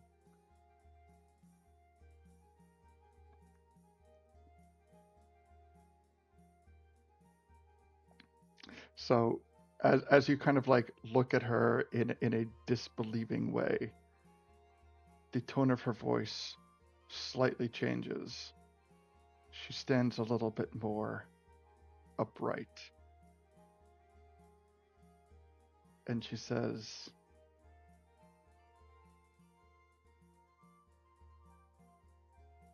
"Do you wish to have a pet?"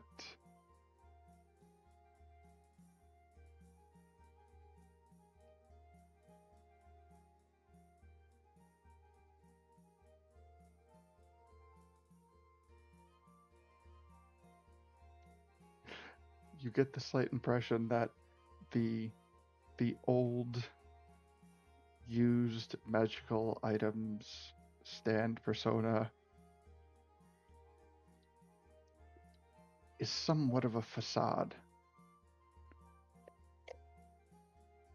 but you're not sure why.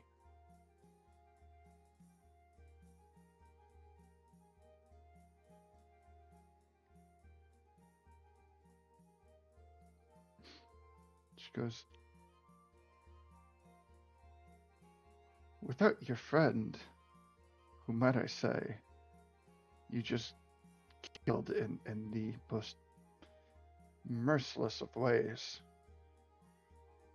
I don't think you could handle such a pet."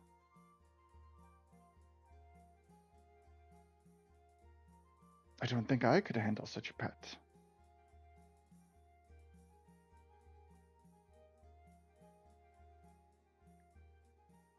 So, maybe you might want to talk this over with your friends,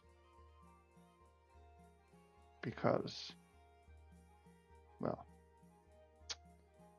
let's say, well, when I was young, I had a pet. It was a little pet crow, and kept it in a cage. And no matter how hard I tried, that crow got out so many times. It just escaped. And, well, let's just say that pets have a way of escaping.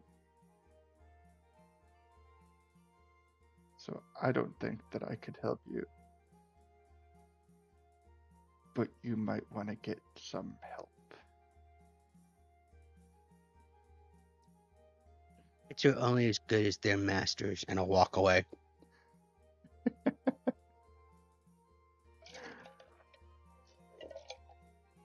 Start walking away.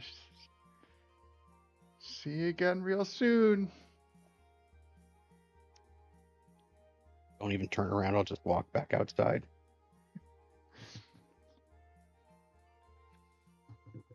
All right. So as you start making your way out of the shop,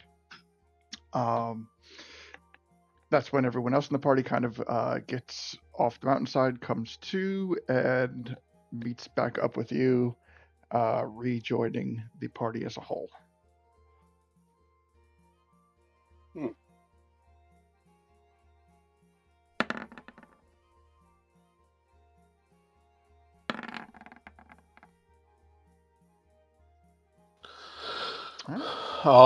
Well, that's one atrocity for today. Thank you. Best to get it out of the way right in the beginning. Exactly. But just one piece that we have to take care of, though. Oh, what happened? Pen wanted to, you with the ring. Ah. I don't know if it basically would do like kind of what happened to you, but like bad. Honestly, not think anything good is coming out of either of those, to be honest. If learned anything, green is bad. DQ nods solemnly. Yeah. Like, he knows something more about the ring. Who does? Which, I see. What do you think she knows? I don't know, but she did her witchy thing and told me, "Oh, you have to be careful." She asked me if I wanted a pet. I'm like, and I look for help. And I'm like, I'm a druid. Come on, pets are kind of my thing. DQ nods. He pets Chimkin gently. Says, I gently say, "We have all pet we need." Hee hee. Chimkin blucks. She lowers her head. The thing is, when it was in my head, that pen basically said that it was the only thing that can control the ring, which was its pet. Well, I'm going to be honest with you, Lito. I think that giving anything control over that is a worse option than just taking care of it ourselves someday. It's So also I weird think you 'cause made the right decision. it's also weird because they also mentioned that the ring was nearby. Yeah, that's weird. We're on a mountain. Yeah, only so many places that could be. Yeah. I thought she had it, but she said she doesn't. Makes sense. I got a feel for her, and I'm pretty sure she doesn't have it. She knows Gotcha, something about it. I don't know. Yeah, I mean, that's really interesting. God, I just don't know what to make of it, though. I mean, I don't know where that means it could be. Ah, yes, good call. Then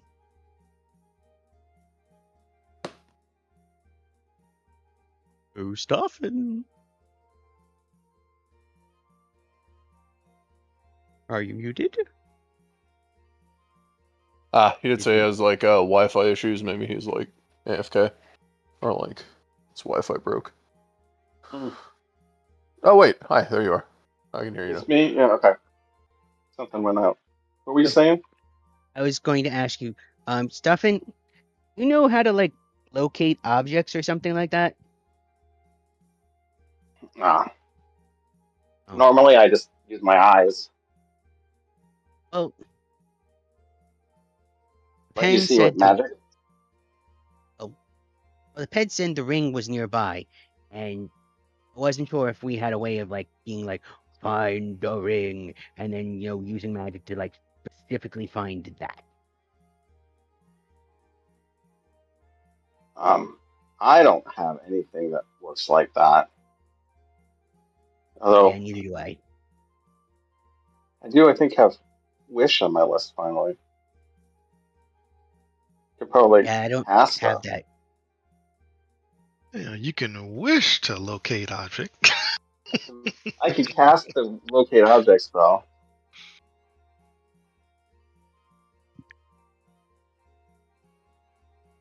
Saying work if on it's nearby, go find it.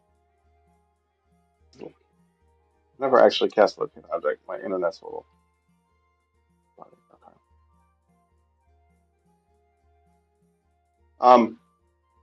Yeah, we're rested. I'd be like, well, I do know this one spell is kind of functional. I can do a lot of things.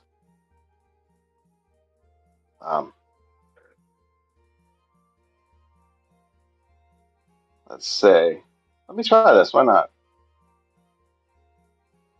I cast the witch spell. Before you do that, Yeah. I am going to make sure that I have what I need real quick. I don't. Crap. That's a different character. Hey, Deacon, can you like I- minor image or something so that way Stefan knows what the ring actually looks like? Oh, sure.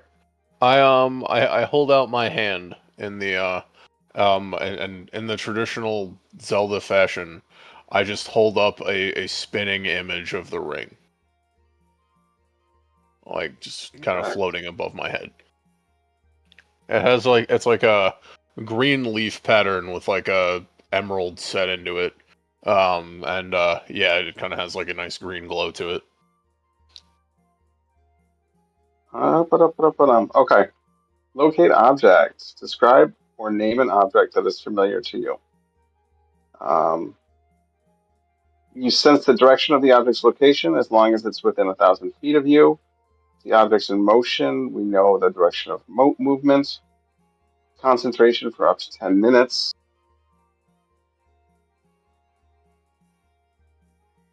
Um,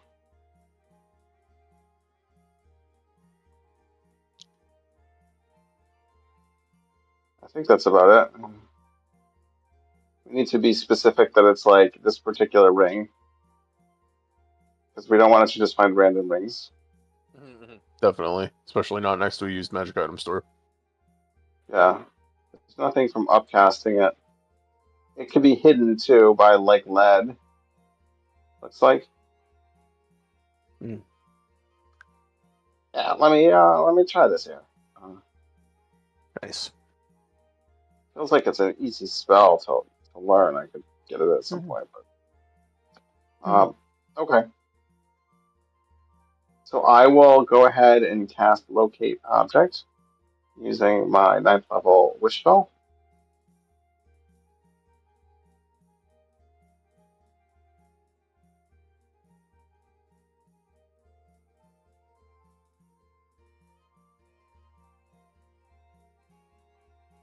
I don't hear Puck. Is that me? No, I also don't hear him. I don't hear him either. Huck?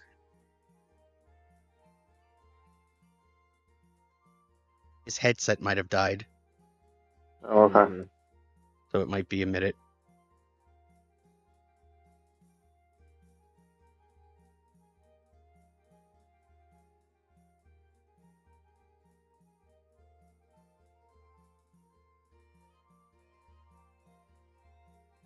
Yes. Just a moment, he says. Okay.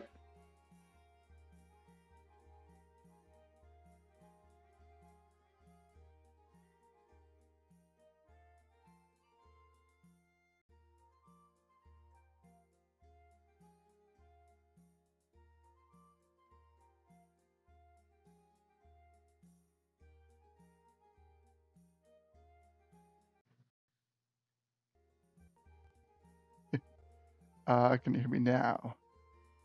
Yes. Okay. Yep. Got that. Just unplug it, and plug it back in. Okay, so you use the wish spell. It doesn't ping.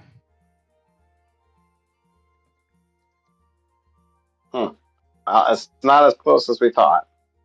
Not within 1,000 feet. Um,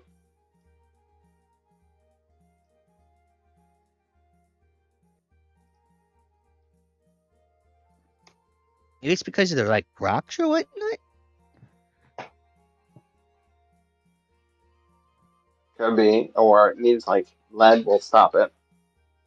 Could be protected by other magic. Could be in a different plane. I don't know that this can help me see into different planes or not. It does not. Oh, So if if we something can't was find it in now, like a bag of holding, does that mean that it wouldn't ping? Then it would be in an extra dimensional space and it would not ping. go.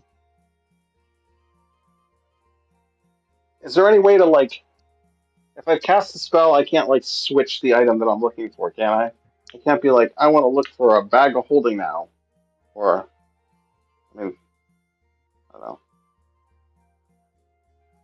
Probably not. No, I think you would need to redo it. You would need to redo the spell recast. Yeah. Yeah. It's fine. We're gonna find it one way or another. I think right Mhm. now, let's just go take care of Yuako and Trixie then. I'll keep it active just in case. I don't know, we get close to it in the next 10 minutes as we're moving around. Okay, so Forest Temple, or does Okay. anybody want to go in and try and get more information from the witch? I don't really want to risk what I've already done to upset the shopkeeper. I think he's Can we gonna be spend a few angry no minutes? matter what. True. Can we spend a few minutes helping the shopkeeper clean up? There is not a whole. So you notice now that there's not a whole lot of glass on the ground anymore. You also notice that the shopkeeper is strangely nowhere to be found.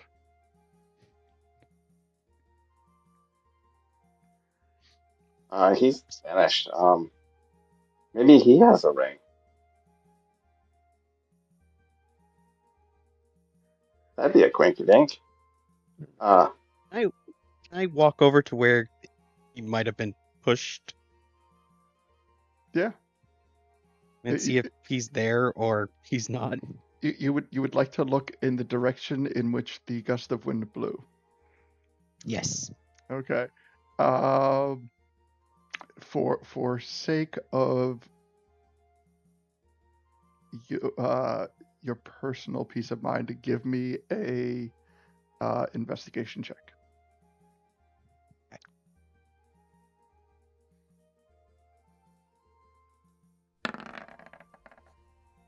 $16. 16. He is nowhere to be found or seen. The Just yeet word- off the side of the mountain. word Can there I is do the same gulp. thing? I'm gonna look around for him too. I'm gonna roll investigation also. Okay, so yeah, give me an investigation. Let's what do you think? Like 10 minutes walking around the area looking for him? Yeah, that's fine. Okay. I got hold on. I got an 18. Okay. So over the course of 10 minutes, everyone just kind of like, at this point you realize you don't know what his name is, so you're just calling out like, shopkeep guy. You're looking around, the below area is very heavily obscured by clouds, but within the time frame, you notice like an airship pulls up to the refueling station. They walk into the shop, notice that something really strange has gone down, calls out to the shopkeep for a while, does not receive an answer, drops a bunch of rupees on the counter, leaves and flies off. And you still don't find the shopkeeper. He is nowhere to be found anywhere in the area. Rip in peace.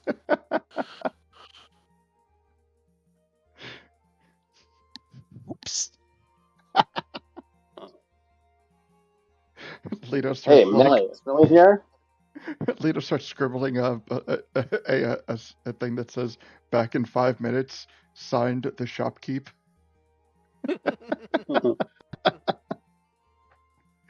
But yeah, I'm sorry. What's next? Is Millie here? Millie is present. Yes. Hey, Millie. You're looking good today. We're looking for the shopkeep. We were gonna help him clean up and stuff because we feel a little bad about the mess and everything, and can't find him. Any idea where he went? Oh. Well, I saw him outside. Like he was in the shop. And he was just mumbling something under his breath, and next thing I know, he's outside, sweeping up the glass, and then this big gust of wind came through, and I haven't seen him since. Is there anything missing from the store? He didn't take anything, did he? No, the only thing missing is him. Yeah, that's funny. Yes. Well, listen, if he don't come back, I don't gotta pay him that rent. Yeah, I suppose. In fact, if he don't come back, this is my shop now. I have a feeling he's going to come back at some point. So, Well, I'll tell you what. you know, If he doesn't come back, all you guys, 10% off. Seems nice.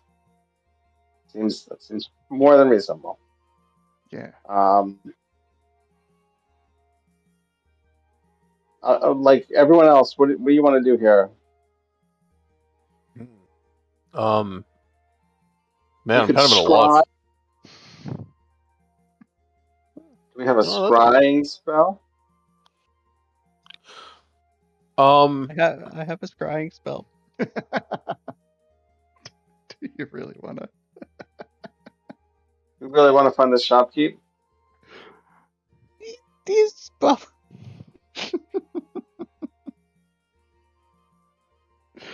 How would you like to do this?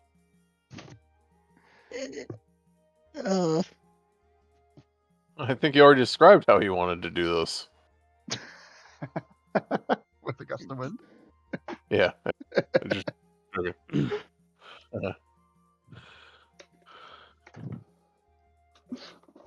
Well, I mean, ball's in Leto's court. Stuffin is suggesting a scrying spell. Would you like to do this, or would you like to talk your way out of it, or what would you like to do?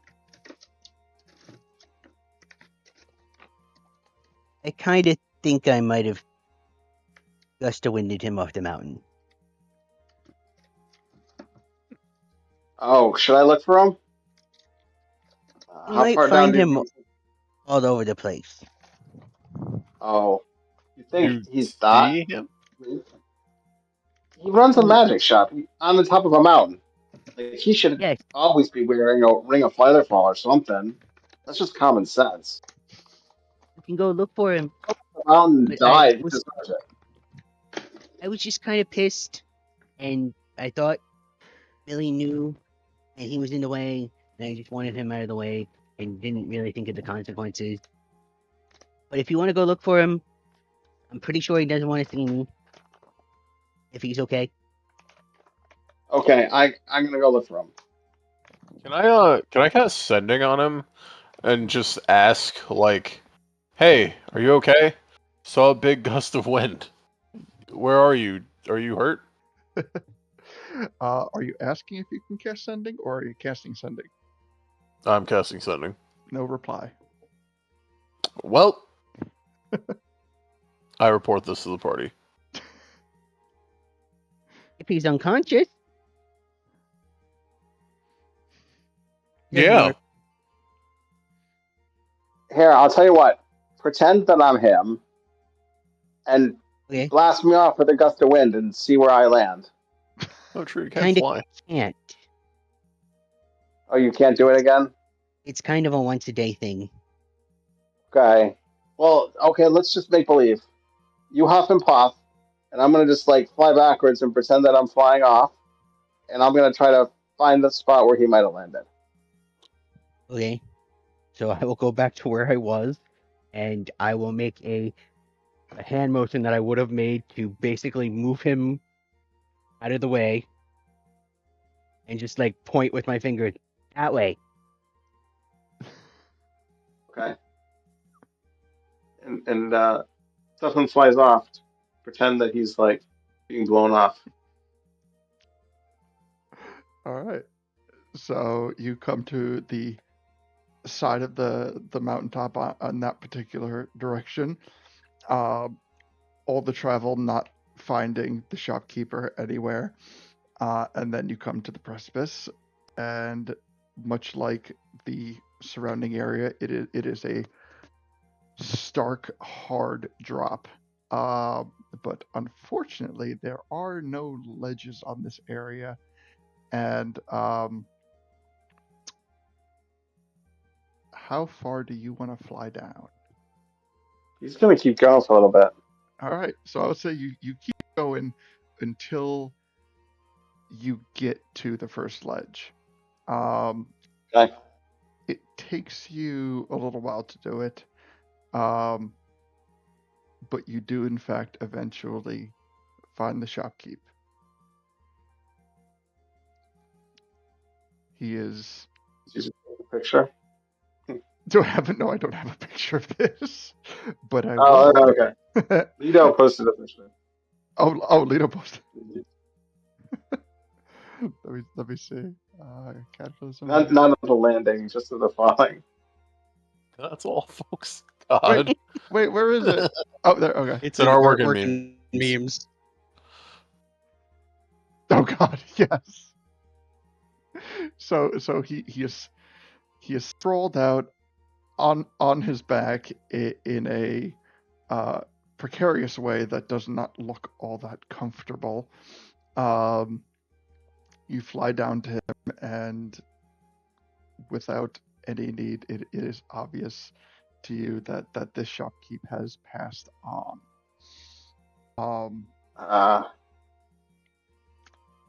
If only I hadn't used my wish. Is there anything else you would like to do while you're down there? Well, let's check his body first for rings. He has no rings, but he does have a bag containing 500 rupees tied to his waist. Okay. There's not. Cha-ching! No, it's not. Okay. Do you take it? Well, I'm gonna try to carry him up. Okay. And the question is what. And there you also find a key in his pocket. Okay. So you're gonna try to carry him I'll up? take that. Yes. Okay. So you take him up. You take possession of the key, and I'm sorry. Did you take the rupees, or you left the rupees? Well, I'll hold on to the bag of rupees. I don't want it to fall out accidentally. Yeah. That's true. It's a service, really. Exactly. Yeah. So it takes a little while to get back up to the top because he is. You have a couple of faltering where, like he's a lot bigger than you, so it's very tiring. But you eventually do make your way back up. Okay. And Do you know what I actually do? I'm going to actually cast the spell Enlarge on myself. oh, nice. So when Stuffin gets up, it's like a very large Stuffin. So it's much easier to carry him. Big stuffin'. Like Big Goron, but stuffin'. Big stuff. All right. So you guys see Big Stuffin flying to the back to the platform where he is carrying the lifeless body of the shopkeep, and I guess what do you do when you get to the top? Millie, everyone else, there's bad news and there's good news. You want to hear the good news or the bad news first?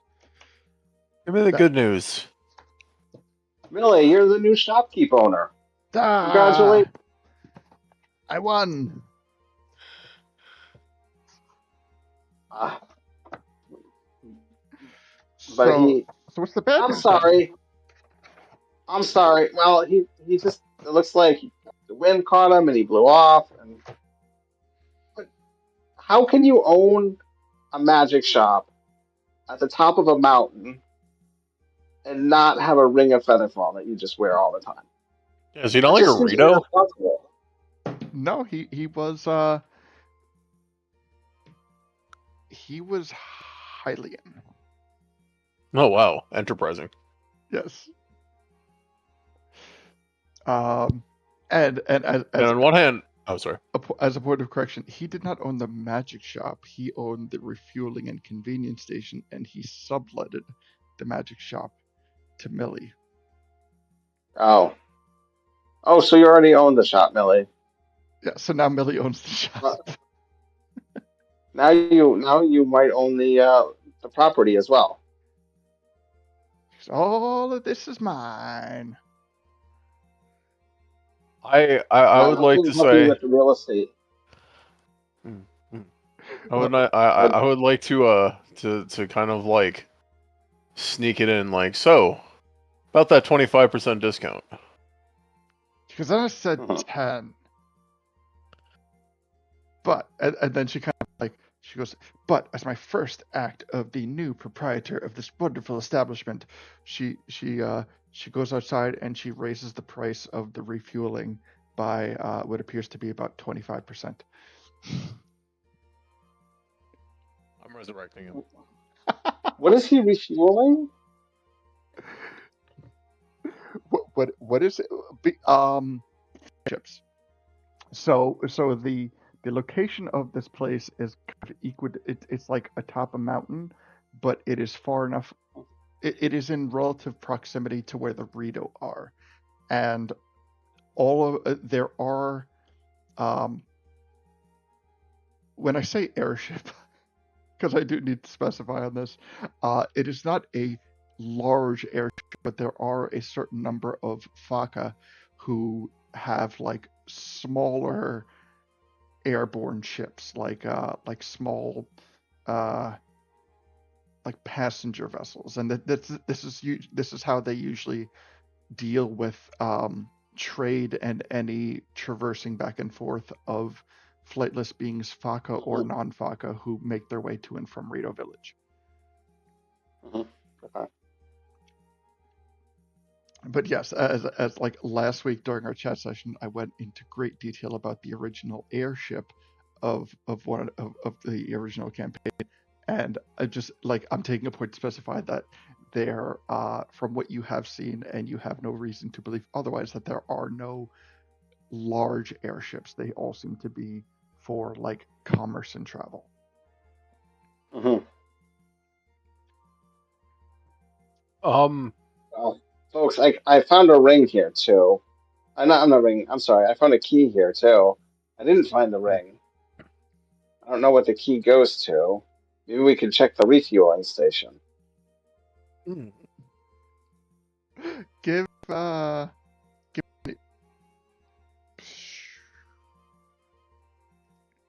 I guess it would be insight. Yeah, we'll call it insight.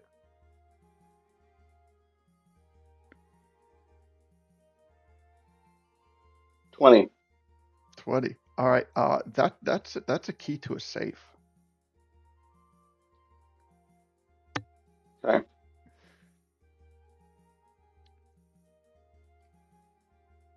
Maybe there's a safe around here someplace.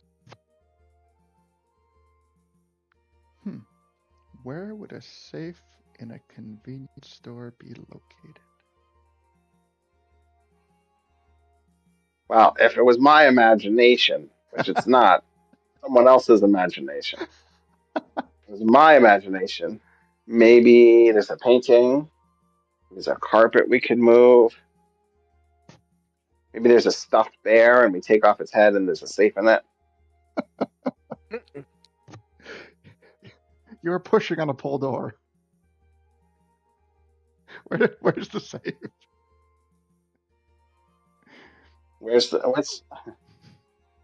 Right We behind have the a safe counter, word. maybe. Yes, it's behind the counter. Okay. You know what? I like that saying. I'm going to keep using that. You're pushing on a pull door. It's a nice way of saying you're just overthinking it.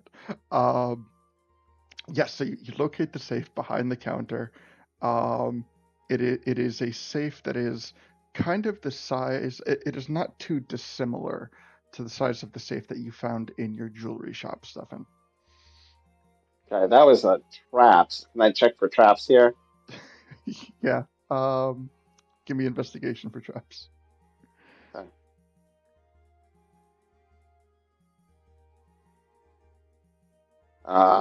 19. 19. There are no traps. It is just your run-of-the-mill convenience store safe. It has a handle on it and a key, a lock for a key to go into. Okay, let's open this.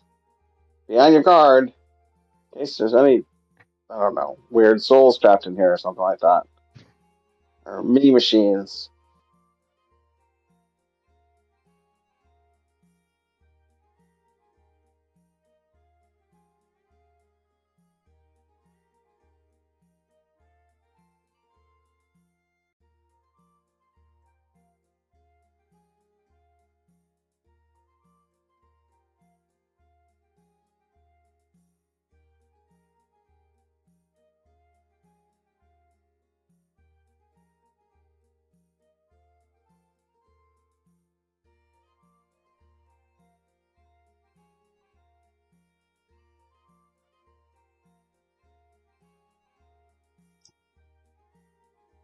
Okay.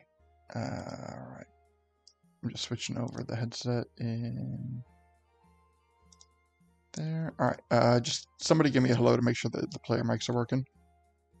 Well, Hello, hello. Okay. All right. Good. Registering. Okay. So you open up the safe and you find another bag of rupees. okay. How many more? Everyone give me a 2d20 roll.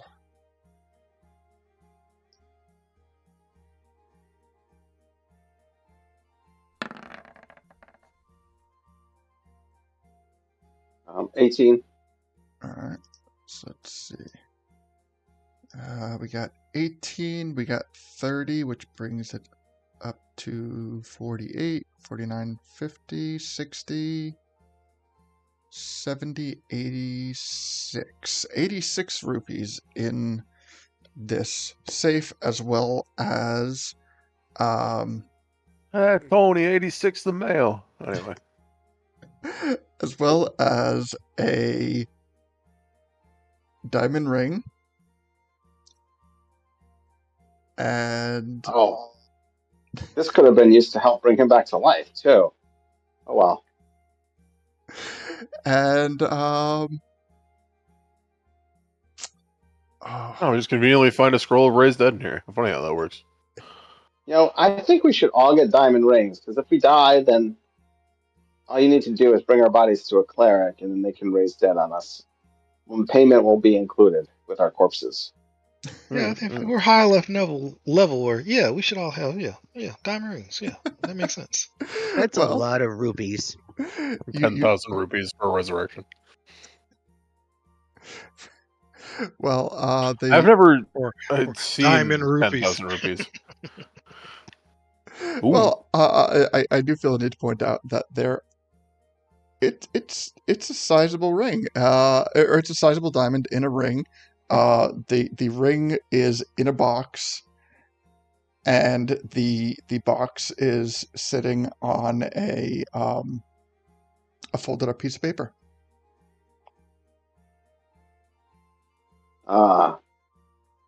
Let's look at the paper. I have this weird feeling like maybe this is a ring and like disguise illusions or something.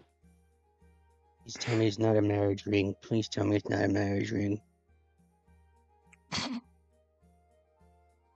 Well, I'm No, not that's Leto literally in the back, just like. I'm not saying it's a magic ring, but as you read the note, it No, sounds a marriage, yeah, like yeah, engagement ring. that's what I said. Yeah. So as I'm not saying that it is an engagement or a wedding ring, or anything to that effect, but I am saying that the folded up note beneath the ring in the box, as you read it, it sounds a lot like somebody who was. It's kind of like scratched and scribbled, and there's like erasure marks and everything, but it sounds a lot like somebody was trying to put together some wedding vows. Hmm. Can I do an insight check to see if Millie's actually going to give us that discount? Absolutely.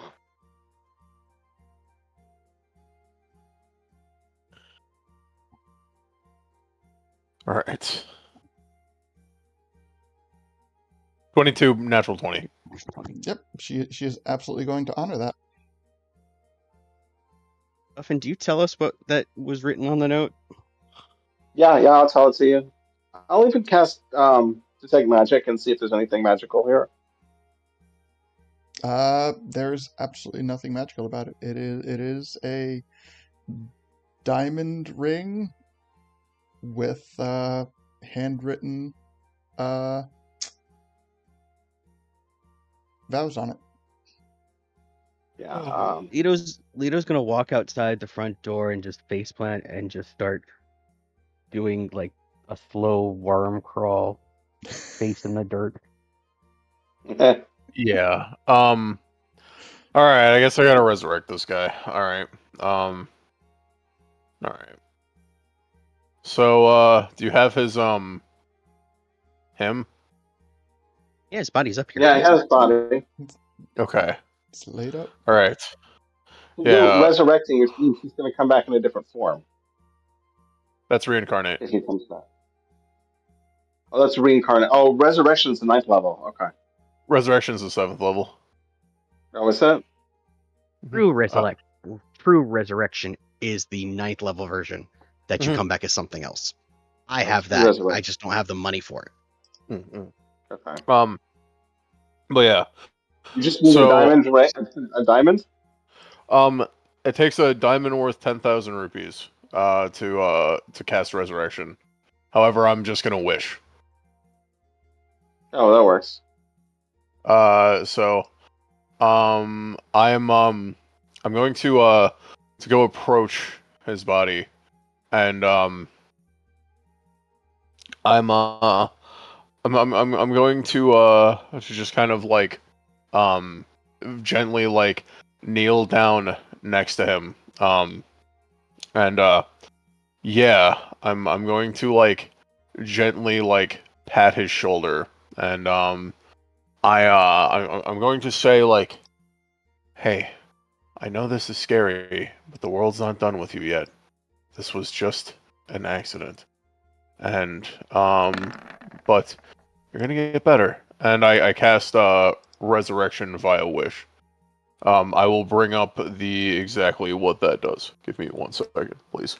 But basically, whereas raised dead, like if they're like physically fucked up, like from splattering on the ground, it won't help them. But so this spell, so its soul is free and willing, and it returns to life with all its hit points. The spell neutralizes any poisons and cures normal diseases affecting the creature when it died. It doesn't remove magical diseases or curses. If such effects aren't removed prior to... anyway, the spell closes all mortal wounds and restores any missing body parts. They have a -4 penalty to all attack rolls, saving throws, and ability checks. Every time the target... Anyway, you get the point. So, yeah. Okay. So you... One quick thing. When he does that, I'm looking to see what I'm gonna do. I will turn into a lizard and crawl up Chimkin's leg and hide in her fur or feathers. All right. So, I don't think he wants to see me. Is he aware that you casted it, or? I don't. I think don't he know, would but be. Lito's It's a- mind is like he knows. Yeah, I mean, I- there's I- a connection that could be made, but expressly, like, It's a I mean, mountaintop. It's filled with wind. yeah, and he didn't hear you chanting, nothing like that. But I understand, like, I understand. Okay, so Deacon, you bring this guy back. Yeah. And he sees me kind of like kneeling over him, like gently like repairing his clothes and stuff, like just like basically like as his body like, completely regenerates, he's probably healthier than he was 20 minutes ago. All right, so he kind of like looks around and tries to like take in everything, and first thing he Hey. notices you guys. He notices the lack of shattered glass around the area, and then he looks up at like the price of the fueling, and then he's like, "Did I fall asleep?" I explain, a freak gust of wind knocked you off the mountain. I gestured Stuffin, with my head. He went down and grabbed you. I brought you back with my medical skills of sorts. Oh man, how long was I out for? And by the way, give me a deception check. Okay. And he's like pointing to the gas prices or the fuel prices. He's like things have Natural gotten one. expensive. That's funny. Oh man. That's actually really funny. So he appears to be a little bit suspicious, but he has little to no recollection of what went on, and he is now kind of like under his own assumption that he's been out for an extended period of time. It's been like an hour, 2 hours. I don't actually know how to tell time. And he's like, well, I mean, thanks for helping me out. I guess I was in a bad way or something, but I mean that was nice of you. You guys didn't have to do that. But Yeah, I mean, I just hope the gods haven't cursed you or anything. That's a pretty nasty pretty nasty fall. It doesn't just happen by random circumstance. Something must have, I don't know. What I'm saying is lead a good life. Be a good person, right? Lower those prices. Don't try to rip anyone off.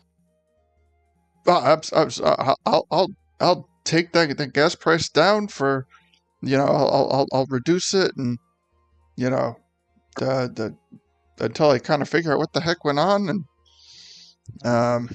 by the way, how did you guys leave the condition of the safe? Oh, I didn't even realize he was. I mean, in character, I don't think I even realized what he was doing. Okay. I was literally more like. Is the safe still open? I would have, before we resurrected him, I would have put the ring back into the safe. Okay. And yeah. All right. I would have probably would have put his coin purse back near his body or something like that. Yeah, I feel like we're not robbing the dead guy. not anymore. We're unrobbing him as we unkill him. You look like someone that's got someone special in your life. They're going to be really happy to find out that you're not dead. No, I don't have anybody special in my life. You sure? There's something about you, that glow or whatnot. Nah. People kind of bother me, honestly. Oh, you never been married? Oh God, no. I would never waste my time and energy on that. You ever thought about getting married? What was that? You never thought about getting married, even? I mean, to my job. I'm just thinking, like, who would want to know that you're alive? We should throw a party, like, what's your name again? Oh damn. We should throw a not dead party, or like alive again party. What? Why? I thought I just, coma at best, but I don't know. Maybe I was sleeping or passed out or knocked out. I don't. Did I You die? just look like someone that's been in love before. I don't know. Oh no. I mean, like maybe like when I was a kid or something, but no, I don't really bother with anybody really. Um, I mean, business is the way to be.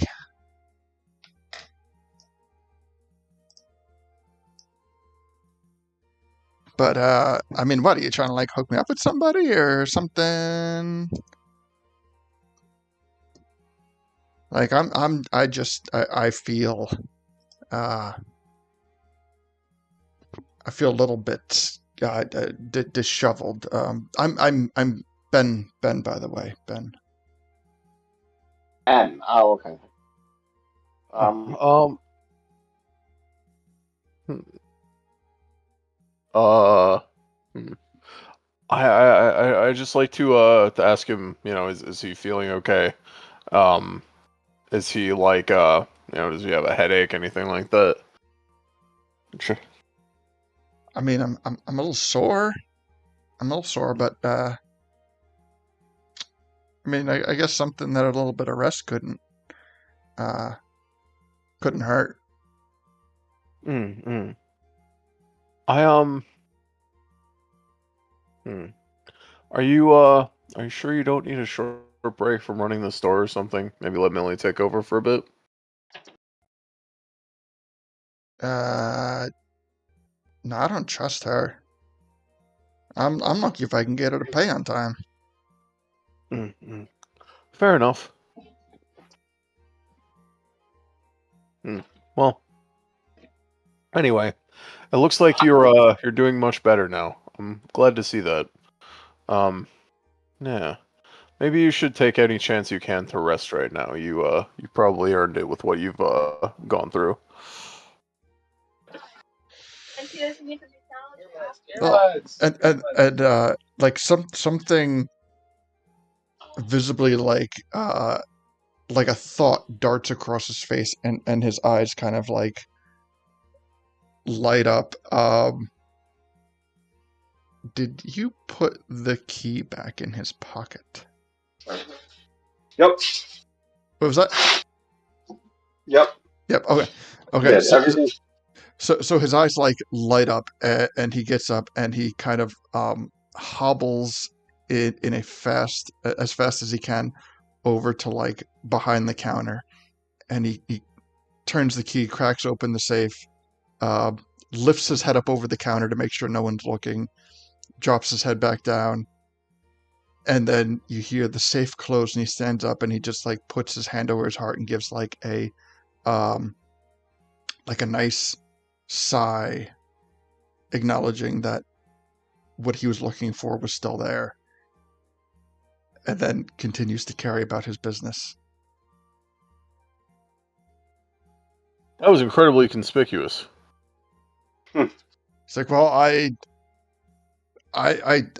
just wanted to make sure I wasn't robbed. That's fair. That's fair. Nobody wants to be robbed. That's right. And he like pats the pouch on his side. He's like, I still got my pouch, I got my key, and I got my oh, what's that word? If someone like gives something as like prepayment. Like a down payment? Yeah. Collateral? Thank you, collateral. And he's like, and I got my collateral. All right, like we're good. Collateral? Yeah. No, like I say that like in character. Okay, yeah. He goes, yeah. Collateral for what? Well, he goes, it's. I mean, you guys probably don't own any businesses, so I'll give you some free advice. He's like, sometimes, there comes a time where people don't have to pay, but business is business. So rather than taking money, you take a little bit of collateral, and then, when they work off, they can either, pay off their debt, or you get to keep the collateral. That's how it works. And he kind of like pats the counter like right above the safe, and he goes, "The collateral is still here, so we're good." Collateral for what? Oh, for the Hylians. For the Hylians? Yeah, he goes every he goes a while back, this like fleet of Hylian airships like came over, and they're I was like, "Hey, you know, they're like, we need some fuel," and I was like, "Well, I need some rupees," and they're like, "What's a rupee?" And I was like, "How do you not know what a rupee is? You're Hylian," and they're like, "Yeah, we're Hylian, but we don't know what rupees are." And I was like, "Well, you got to pay." They're like, "Well, what are we gonna pay?" I was like, "Well, what do you got?" And they're like, "I don't know, we got this," and they gave me this, they gave me something for collateral, and I was like, "All right, like, I'll take everything," and I was like, when you get some rupees, because I don't believe that you don't know what rupees are. I mean, whatever. But I was like, when you get No, I some, know what rupees are. so it's like, when you get the Right. rupees, you give me the rupees, and I'll give you back the collateral. How many rupees did they owe you? About 3,000. About 3,000. I mean, they've been. It's now like they gave me collateral for 3,000, and it's been dwindling. Like, they're gonna have to give me something else soon, eventually. Rupees or whatever. But yeah, I'm not heartless. Like, I'll work with collateral if you don't have money. Okay. Can I think of so alright, I'm gonna level with you. Just because of like my experience with diamonds in particular, can I roughly gauge how much it was worth? The diamond was worth roughly 3,000. Okay, cool. Hmm. Actually, yeah, that's perfect. I would be very happy to own one of those. Um, I say, would you be interested in making a trade, collateral for collateral, since we helped you and all? Well, I suppose. I mean, like, debt is debt. I don't care who pays it. If you want to buy this ring from me, I mean, if you want to buy their collateral, I'll sell it to you. Okay, thank you. I would like to here I'm gonna check my my inventory real quick.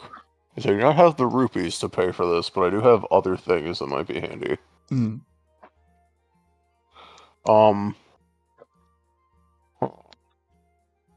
Let me see. I think that I could potentially offer him like hmm hmm. I ask him, is there anything else that you find that you've maybe needed lately? Like anything up here that might serve as a luxury that you've been mixing or missing? I mean, I'm not really a luxury kind of guy, but huh.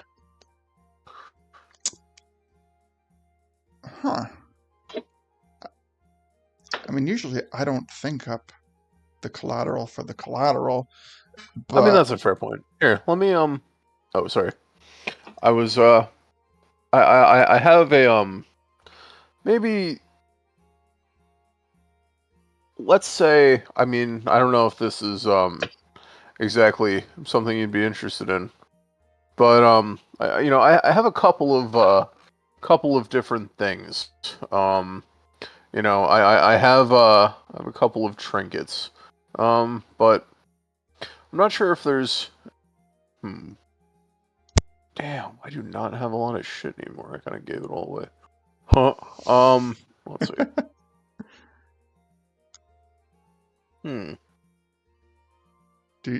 I mean, you guys could try to pool stuff. True. So the reason I'm even thinking about buying this ring is because it's suitable for Revivify in case one of us gets like, needs a Revivify. But I don't know if it's Yeah, worth but it. the counterpoint is we don't need it if we can cast 9th level spells. I guess that's true. I only get one of those. I guess that's true. How many times? Fuck it. Revivify, like, if you don't do it that day, though, it doesn't matter too much because you get extra time. That's true. That's true. Yeah,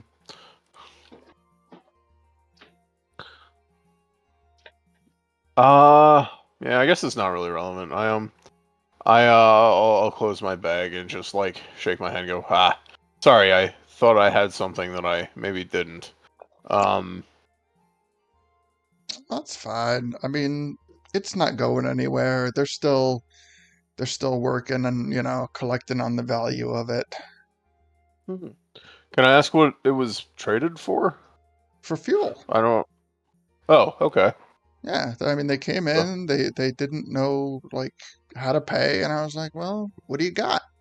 And they said something, listen, honestly, like, I'll be straight with you, I think they tried to rip me off a little bit, because they're saying things like, oh, it's a family heirloom, and oh, it's, for somebody really important, and I was like, listen, like, this shop is important, like, I got a business to run.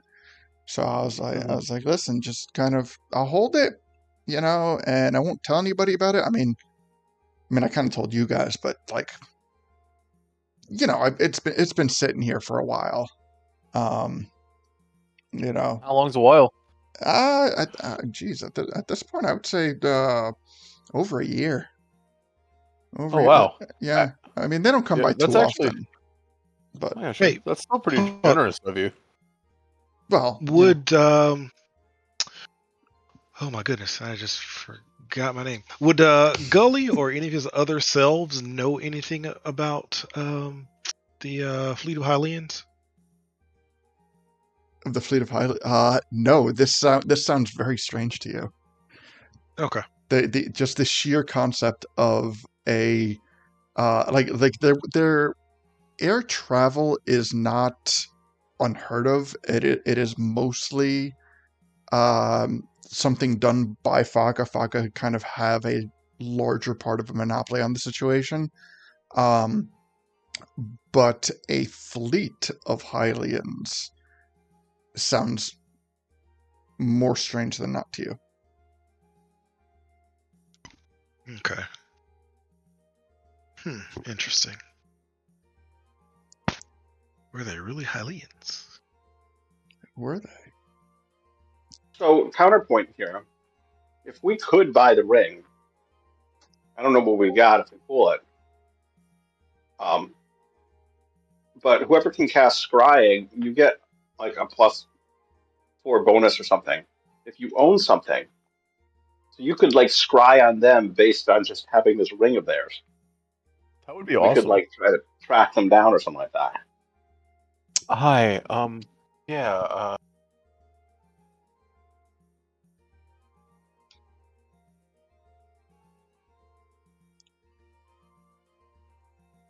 You hear a little voice. We can always ask to borrow it. What's up? We can always ask to borrow it real quick. On the feathers. That's true. That's true. Yeah. Love it. Say, could we borrow this ring for a few minutes and just like do some inspections and decide if we want to actually purchase it or not, or trade for it? I mean, if you need to, if you want to take it and kind of like, if you need to go somewhere with it, I'm gonna need comparable collateral. I mean, I can take a bunch of things. And he's like, I really like that armor on your tall friend over there. I mean, like, if he wouldn't mind me holding that nice looking armor, forget about it, buddy. It's really nice. I mean, I could take a number of things. You can give me all your weapons.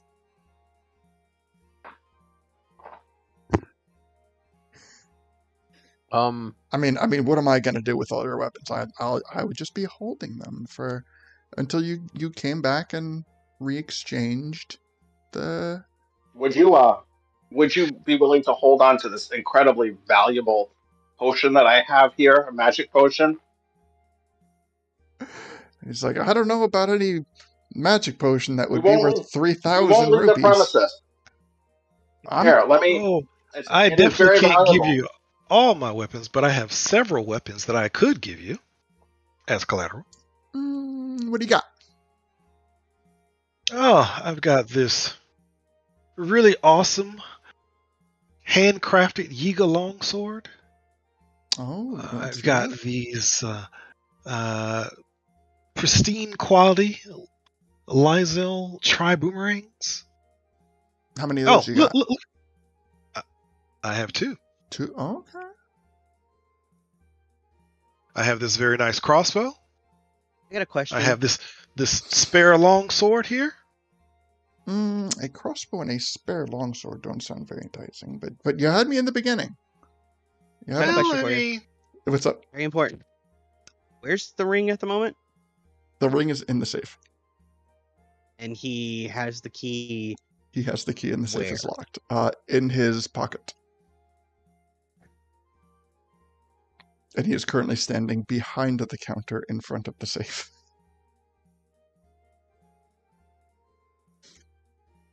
how about this nice? And he activates the flame tongue sword, Ah. and he just kind of waves it in front of him. Okay, I'll tell you about what. this?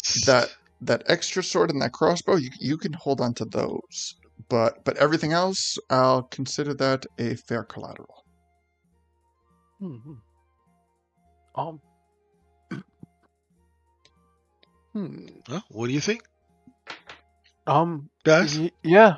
I think we only need it for a couple minutes, if that's okay. I look at him and I just ask, can I just see it one more time before you before we put this down, or I don't know. I just want to make sure it is like what I thought it was. It's all right, but I show him my hands.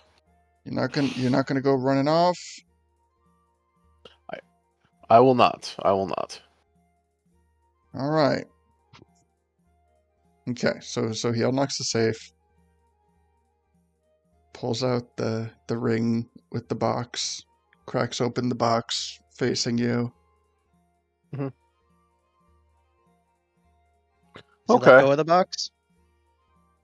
Not yet. He kind of like side eyes Gully to put the weapons on the counter.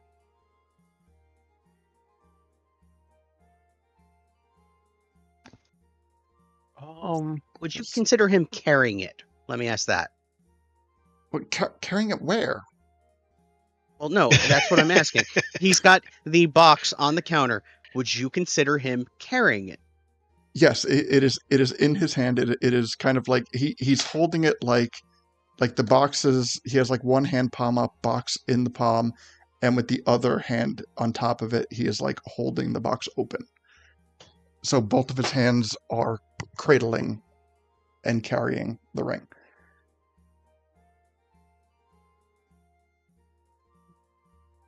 Okay.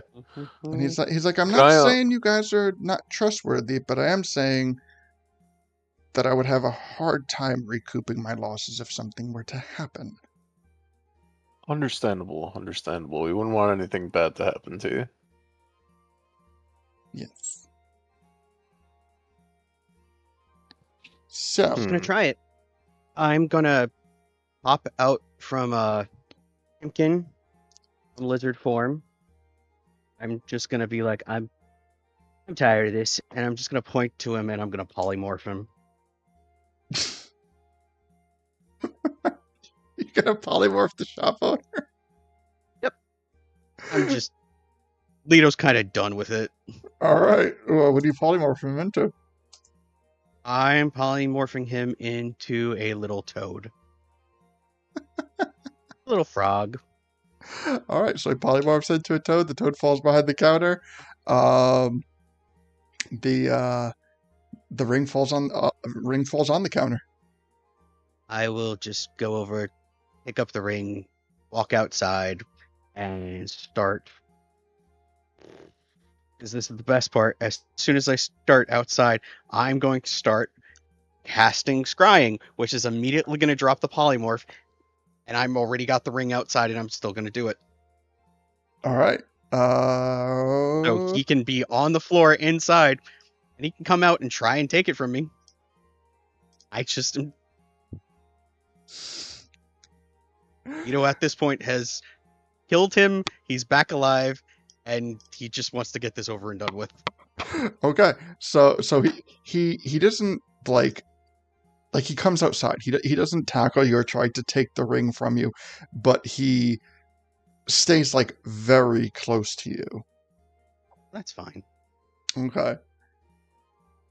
And needless to say, he is not very happy. Wasn't happy with us before, so it's fine. Well, there's a difference between him not liking anybody and him not being happy with somebody. I'm okay with that. Okay, so so scrying. I know we've done scrying a number of times, but I'm going to read it once again. It says, you can see and hear a particular creature you choose that is on the same plane of existence as you. The target must make a wisdom saving throw, which is modified by how well you know the target and the sort of physical connection you have to it. If the target knows you're casting, if a target knows you're casting the spell, it can fail the saving throw voluntarily if it wants to be observed. On a successful save, the target isn't affected, and you can't use the spell against it again for 24 hours. On a failed save, the spell creates an invisible sensor within 10 feet of the target. You can see and hear through the sensor as if you were there. The sensor moves with the target, remaining within 10 feet of it for the duration. The target can see invisible objects. A target can see invisible objects. The sensor... A target that can see invisible objects sees the sensor as a luminous orb about the size of your fist. Instead of targeting a creature, you can choose a location that you have seen as the target of the spell. When you do, the sensor appears at the location and doesn't move. So, explain to me. So let's go under knowledge and connection. Mm-hmm. Okay, so we have the ring. We are scrying with the ring, which would mean, but what is the attempt of the scry? I'll put it that way. I'm looking for the alien, in quotation marks, that's the owner of the ring. The owner of the ring. Are you sure you want to word it like that? Hylian who last possessed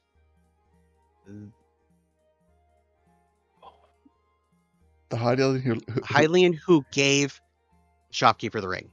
That's the person I'm looking for. Okay. How about that? All right. So, I would say that you are not familiar, nor have you met the target firsthand, which would mean secondhand, being that you have heard of the target as somebody has given the shopkeeper the ring. And they have given a fair enough description, calling them Hylian, that the save modifier is +5. In terms of connection, you have a possession, which is -4, which means that the save modifier is ultimately +1. All right.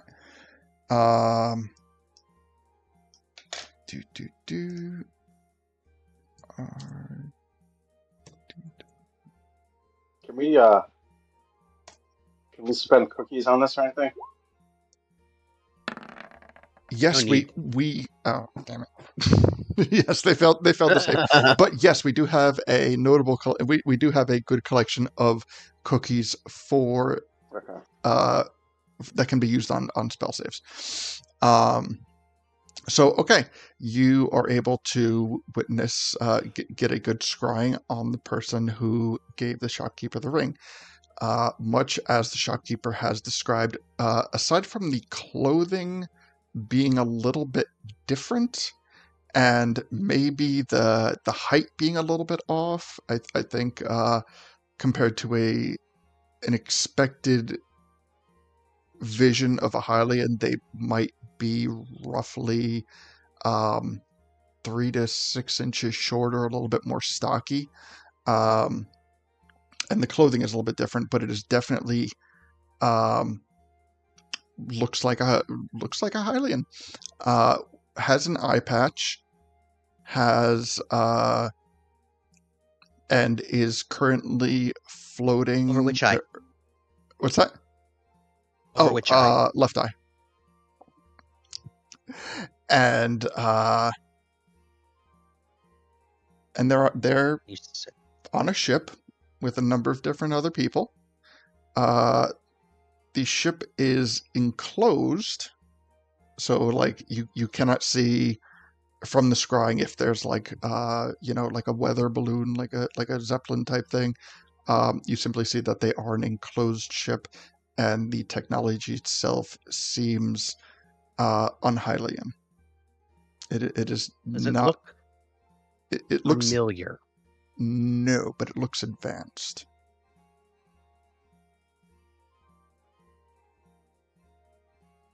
Are they on a ship or are they docked someplace? They appear to currently be flying. And by that, what I'm basing it on is the fact that there is a what looks like a mechanical control board, and they are utilizing it. They are pressing buttons and pulling levers and things like that. Describe this as carefully as you can. The ship, and I you will could try. proceed to Yeah. describe. So I see a person wearing different clothes than a normal Hylian, 3 to 6 inches shorter, stocky build, eye patch over the left eye, with other people in an enclosed ship. Looks like advanced technology I've never seen before, and they're pressing buttons and pulling levers. Yes. I see what the other people look like, or are they Hyrulean too? They look Hylian? not dissimilar to him. Very similar. I mean, most of them have both their eyes, but aside from that, yeah, they look very similar in ways that they appear. A little bit shorter, a Any little bit stockier. tattoos? Yeah, I would say a couple of them have tattoos. Just kind of nothing like notable. And by that, what I'm saying by that is, I'm going to take it back to like the one shot where the original Yiga had like Yiga tattoos on their forehead, and by that they were noted as being, I'm sorry, Sheikah. by that they had that's how they were recognized as Sheikah, but they're just kind of like random tattoos. Some on the forearm, some on the neck, some some have like their shirt open and you can see they have chest tattoos, but nothing indicating any type of insignia. I am going to go, hey, Gully, and I will start listing the tattoos. Do any of those sound familiar from anybody that you might have worked with that is the guard or anything? No.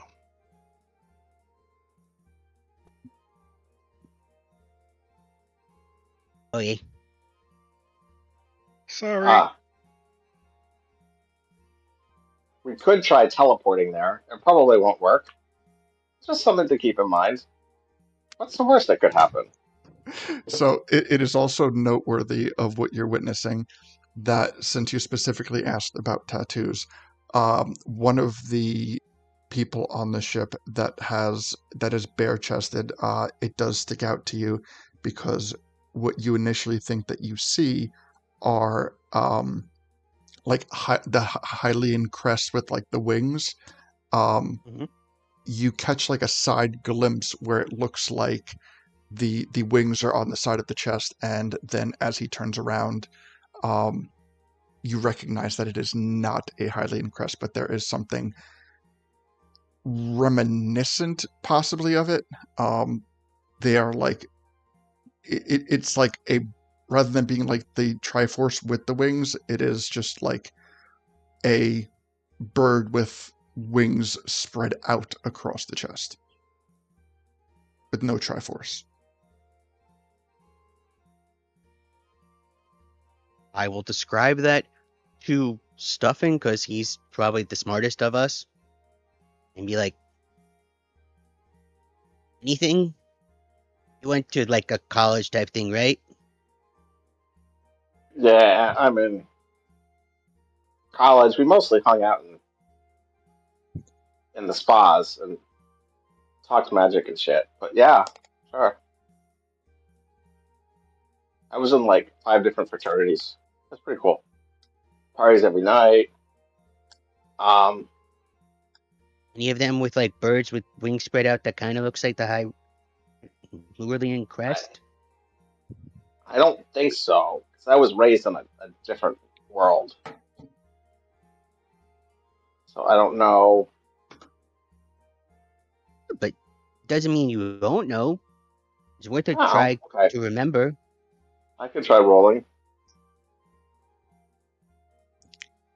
Absolutely. Let's see. Jeez, 11.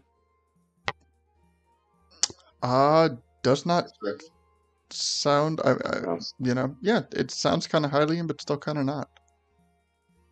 Yeah. I mean, it sounds sort of Hylian. Okay. Do you think there's anything hidden in those descriptions of the tattoos that would tell us something more about them? Can you like That's the really biggest one zoom that I can in? make out. Can you like get really close to that person's chest?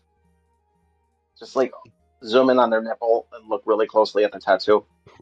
Unfortunately, it doesn't work like that. Oh, okay. Kind of stuck on one person and see what's around me. Can you look around and see if there's any like ground? Like, can you look down into mountains or something and see anything there? I know you said it's enclosed, but are there any windows that I could kind of peek out from where they're standing, wherever they're standing? You don't see any windows, but there. How can I word it? They're like a map. Yeah. So what you find, it goes for like 10 minutes, right? Mhm. Okay. Yeah. So, as he's kind of like making his way around the ship, you notice a number of things. You notice a radar. You notice a map of Hyrule. You notice that there seems to be a fair amount of wear, like that there has been a lot of hands touching, particularly the center of the map seems a little bit worn away. You notice a monitor screen, so there is some type of surveillance to take the place of a window. You do not notice any windows in the area, but and you also notice that within the 10 minutes he walks into what appears to be a commissary type area where many of the people there are notably eating red meat.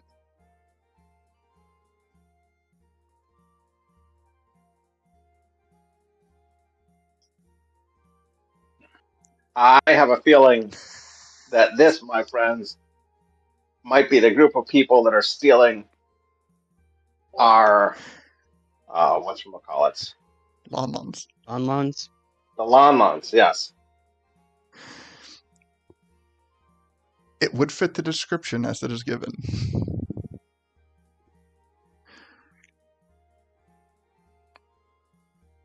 Are there any like Lonlons that look like they're in like a heavenly place, like they were promised? No, there are no No. nice upstate pastures.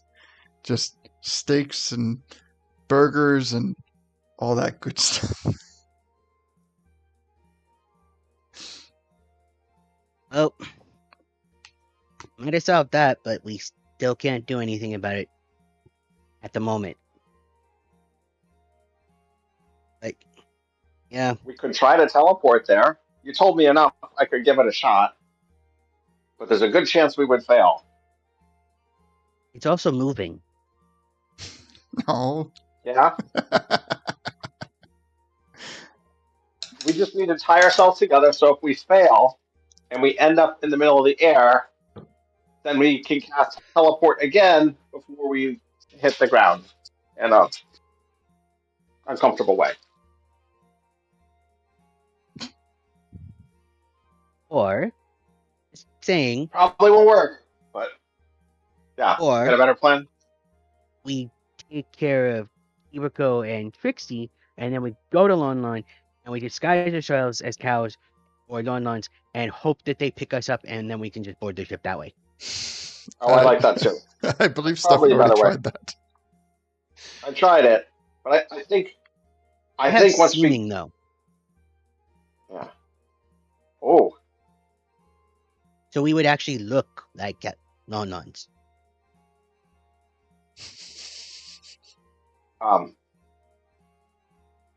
and I could use some of my spells to make us smell maybe a little bit more appetizing. Smell a little bit more like cooked bonbons.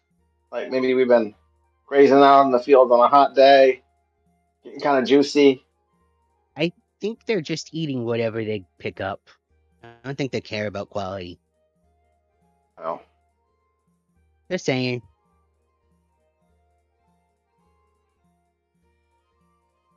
Like, we can try the teleport thing. It would suck to fall from the sky.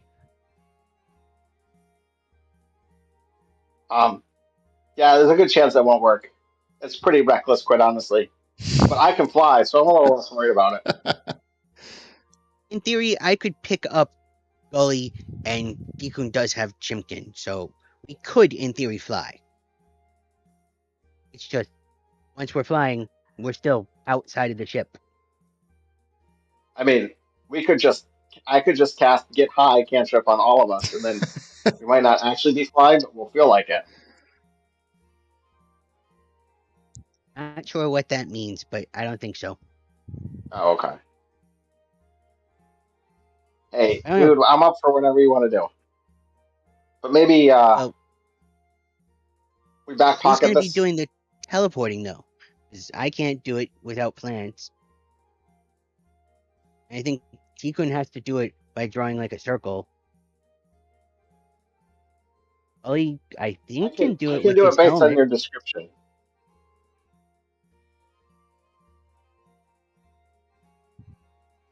I don't know. It's up to you guys.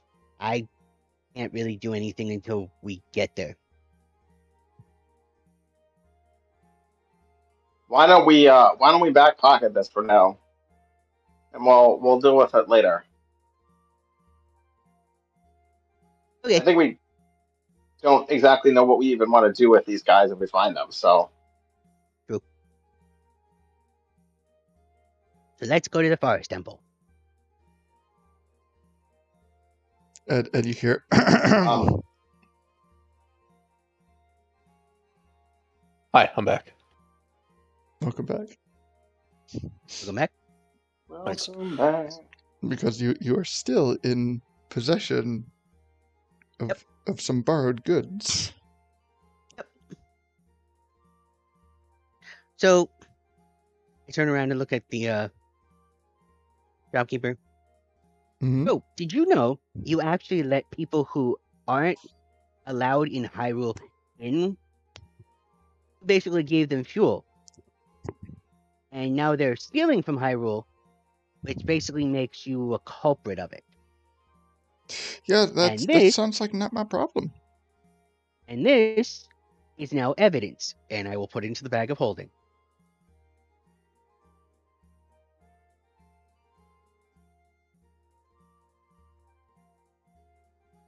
Feel free to contact Queen Zelda and make your case about letting terrorists basically in. Okay, we're ready, guys. Let's go. I missed a lot. Like, can So So the Can- the people that have been stealing the lawns Uh-huh. are these Hyruleans. Oh. people Oh, I like see this is things. personal for you, definitely. Yes, and Understandable. basically, Leto is claiming the fact that he is now part of this, which basically means that the ring is now evidence and he can't have it anymore. Checks And if out. he has a problem, he can talk to Queen Zelda and tell her he Man. can let people in to steal from her, kingdom. And he's I like, tell Kato about this, like right now, just for fun. you don't understand. If I lose that ring, Yep. I'm gonna have to close up shop. Oh, wait. That doesn't make any sense. Yeah. It's been a year, man. It's been a year, and they haven't paid you. You haven't gone out of business. You're not losing anything because they never paid you in the first place. You made a bad True. call to accept credit from a group of people that didn't even belong in our world here. So what are you trying to say? And right now they're going around kidnapping people. We can't have that. Tell me I don't know what they're doing. They're coming in and getting gas. What do you mean they're kidnapping people? Trust me, the evidence is clear that they have been participating in kidnapping endeavors What here. evidence? I think you My guys are friend just trying. Lito, I think you guys are trying to rip off an honest shopkeep. man, if we Well- were trying to rip Well, let's put it this way. My friend here, Dekun, has the ability to summon the head of the guards to come here. And then you can tell him your case, and then we can tell him what you basically told us and tell him what's actually going on. And then he can either basically arrest you, put you in the dungeon because the fact that you did something that's against, Hyrule itself, or he can take ownership of the station, and basically you would not have the station anymore. Or and we don't want to put you out of business. Right? I mean, you say you don't want to put me We out of gotta- business, but you're putting me out of business. how are we putting you out of business? Can't you keep selling fuel? You're still going to get money from Millie. You think that's going to keep me afloat? And not for nothing, but what do you think is going to happen if they come by and I don't got the ring? I'm pretty sure that we're going to be able to take care of that. Hey, I'll tell you what. If they come by and you don't have the ring, send them to my shop, and I will. I'll give them a card. I'm a jeweler. I'll make sure that they get a ring. Or you could give me back my collateral and not steal. I mean, the problem is it's now part of an official investigation. I would like to okay, so can you tell me anything else? Like just I'm sorry, this is No worries. Dekun. Uh, Is Okay, there any interest? I'm really sorry. I need to know what I know, what I'm going to contact Kato with. Okay, so the people that I saw have different clothes and their heights are 3 to 6 inches shorter than normal Hyruleans. The one who I saw has a eye patch on his left eye. He's on the ship with other people in an enclosed ship. Right. Advanced technology. One of them has a tattoo on his bare chest of what looked like a Hyrulean crest, but is actually a bird with spread wings. They also have radar, a map of Hyrule, it looks like the ship has had a lot of wear and tear. There's a monitor so that way they don't have to look outside, and they're eating a lot of red meat, i.e. the Lon-Lons. Okay. I would like to contact what time of day is it? it's getting later. Okay. Then it's all right. I think I'll still contact Kato with sending. Mm-hmm. I'm going to go, Kato, we think we found group of criminals, ones that might pose threat to Hyrule. You see, they have crest. I think that's 25. It might be 20, but I can't remember. Anyway, that's one. And I'm gonna send another one immediately. That's just describing the crest as Lito has described it to me. Okay. And so you're asking for what to do, or Basically, yes. I was like, basically, I'm asking like, do you recognize this emblem? and he says, "Nope, just sounds like a shit tattoo." Okay. Then in the next one, I'm gonna cast another sending, and just be like, they have airship fleet, and are stealing from towns and Lon Lon Ranch. We were hoping you could help legally. And wait, I think I have 5 left. I think they are criminals. There we go. Okay. And he replies, I have not heard of this. If you deem it important enough, take care of it.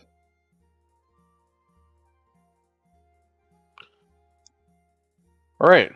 And I'm just gonna burn one last one and just be like affirmative.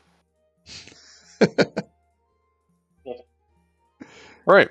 So I'm going to cheerily chime in that I have informed Kato about the situation personally. He basically said, I'm going to whisper like telepathically with my telepathic link to like Leto and then to Stuffin and just tell them each that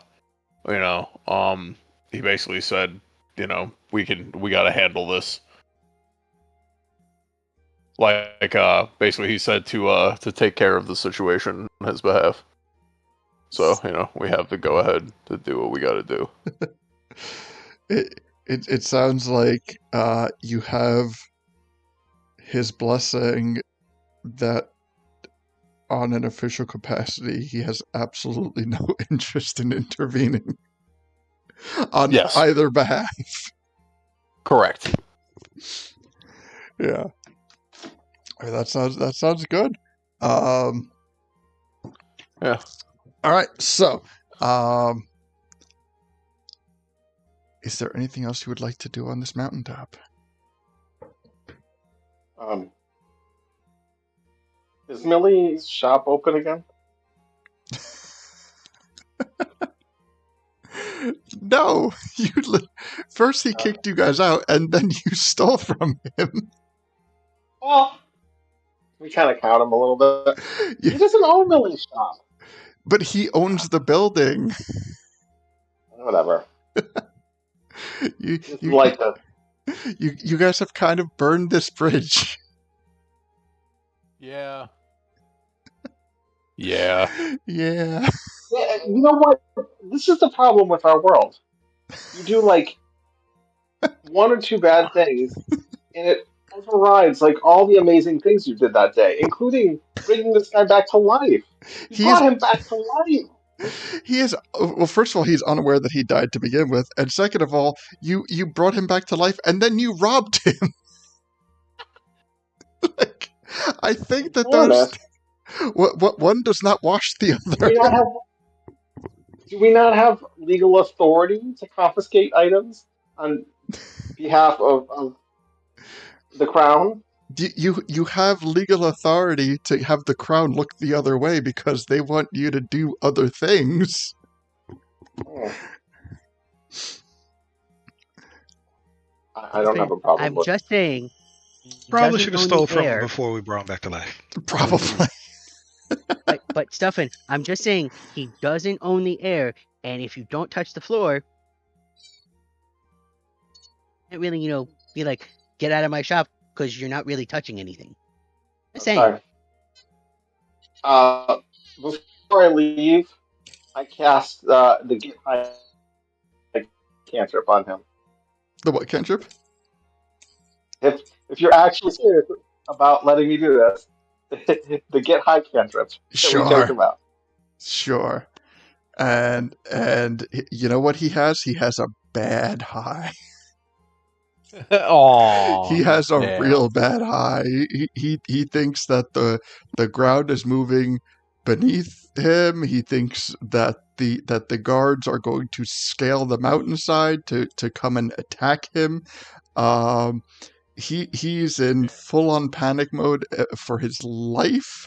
Whether or not that's valid, he's high. It doesn't matter, and he runs into the he runs back into the shop, and he comes back with a club, um, and he's like, "They'll have to take this place from me for my cold dead hands." And he goes to like smash a window, and he's like, "Oh shit, that's already smashed.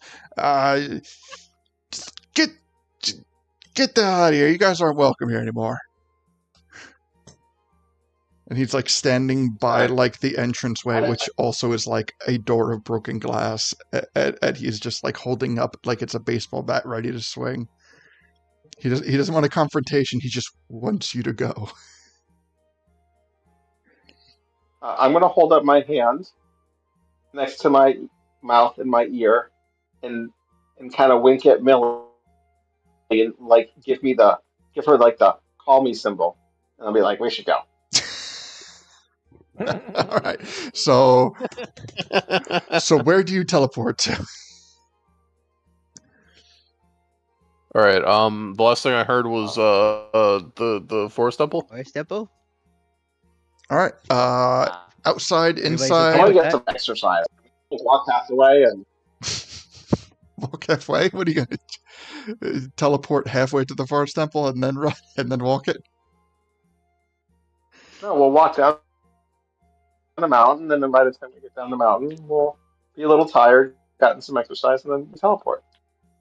No. The thing is, Do you want me to remember, cast teleport, guys? sure, but remember, the forest temple is still sealed at the moment. Yes. So Hiwako couldn't get out. So if we go through the main entrance, we'd have to unseal it, which means he has a way out. So I Right. wouldn't say going in the front entrance. Yeah, that's a good point. Good point. So yes, my question is, where are you teleporting to? Inside or outside? I was Say? thinking inside. Okay. Like, yeah. You know what? I'm gonna take you over to the forest temple, and I'll just ask for a ping. We want to go to where, like, Sari is, since I'm pretty sure she's probably tired of being stuck in a place. That would be nice. To We'll let her know that we're going to take care of the issue, and then we'll go wherever Saria is. Saria know. is in the Yiga tunnels. Yeah, I was hoping to go as close to that as possible. Okay. So it's close to like the entryway in the temple, or teleport to? Yeah. Okay. All right. So let me see. Let me find temple. Forest temple. It'll just take a sec to transfer.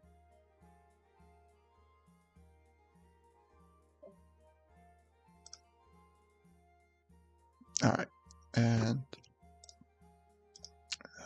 let me transfer my GM screen. That would help too.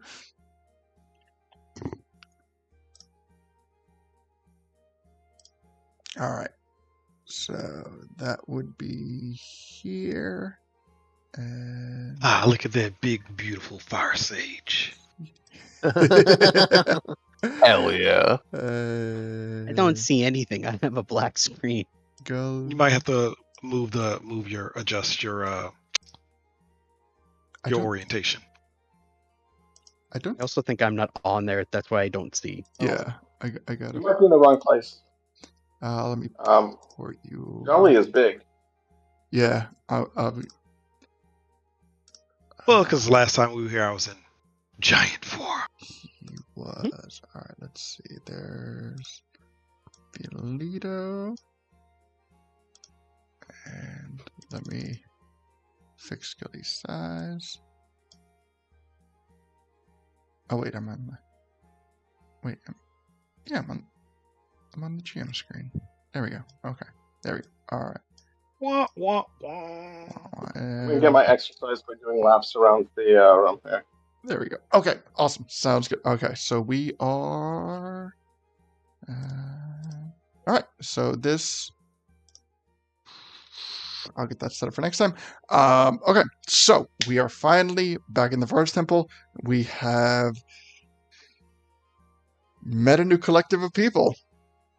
And as of right now, we are likening it and connecting it to Lon Lon Ranch, as they were the people who was absconding with the Lon Lons. And we killed some people. We brought some people back. We robbed some people. It has been a full episode. So, that being said, this is where we will pick up in the Forest Temple in 2 weeks. Next week, we do have our chat session. So, I invite everyone to join that as well. Don't forget to like and subscribe. Hit that bell. Blah blah blah blah blah.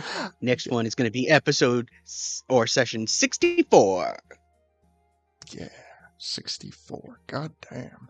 All right. So I want to thank Lido, Deacon, Gully, and Stefan for joining me. I want to thank everyone in chat. I want to thank everyone who is watching this on YouTube.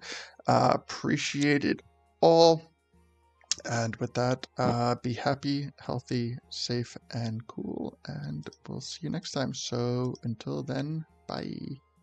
Bye. Bye. Bye.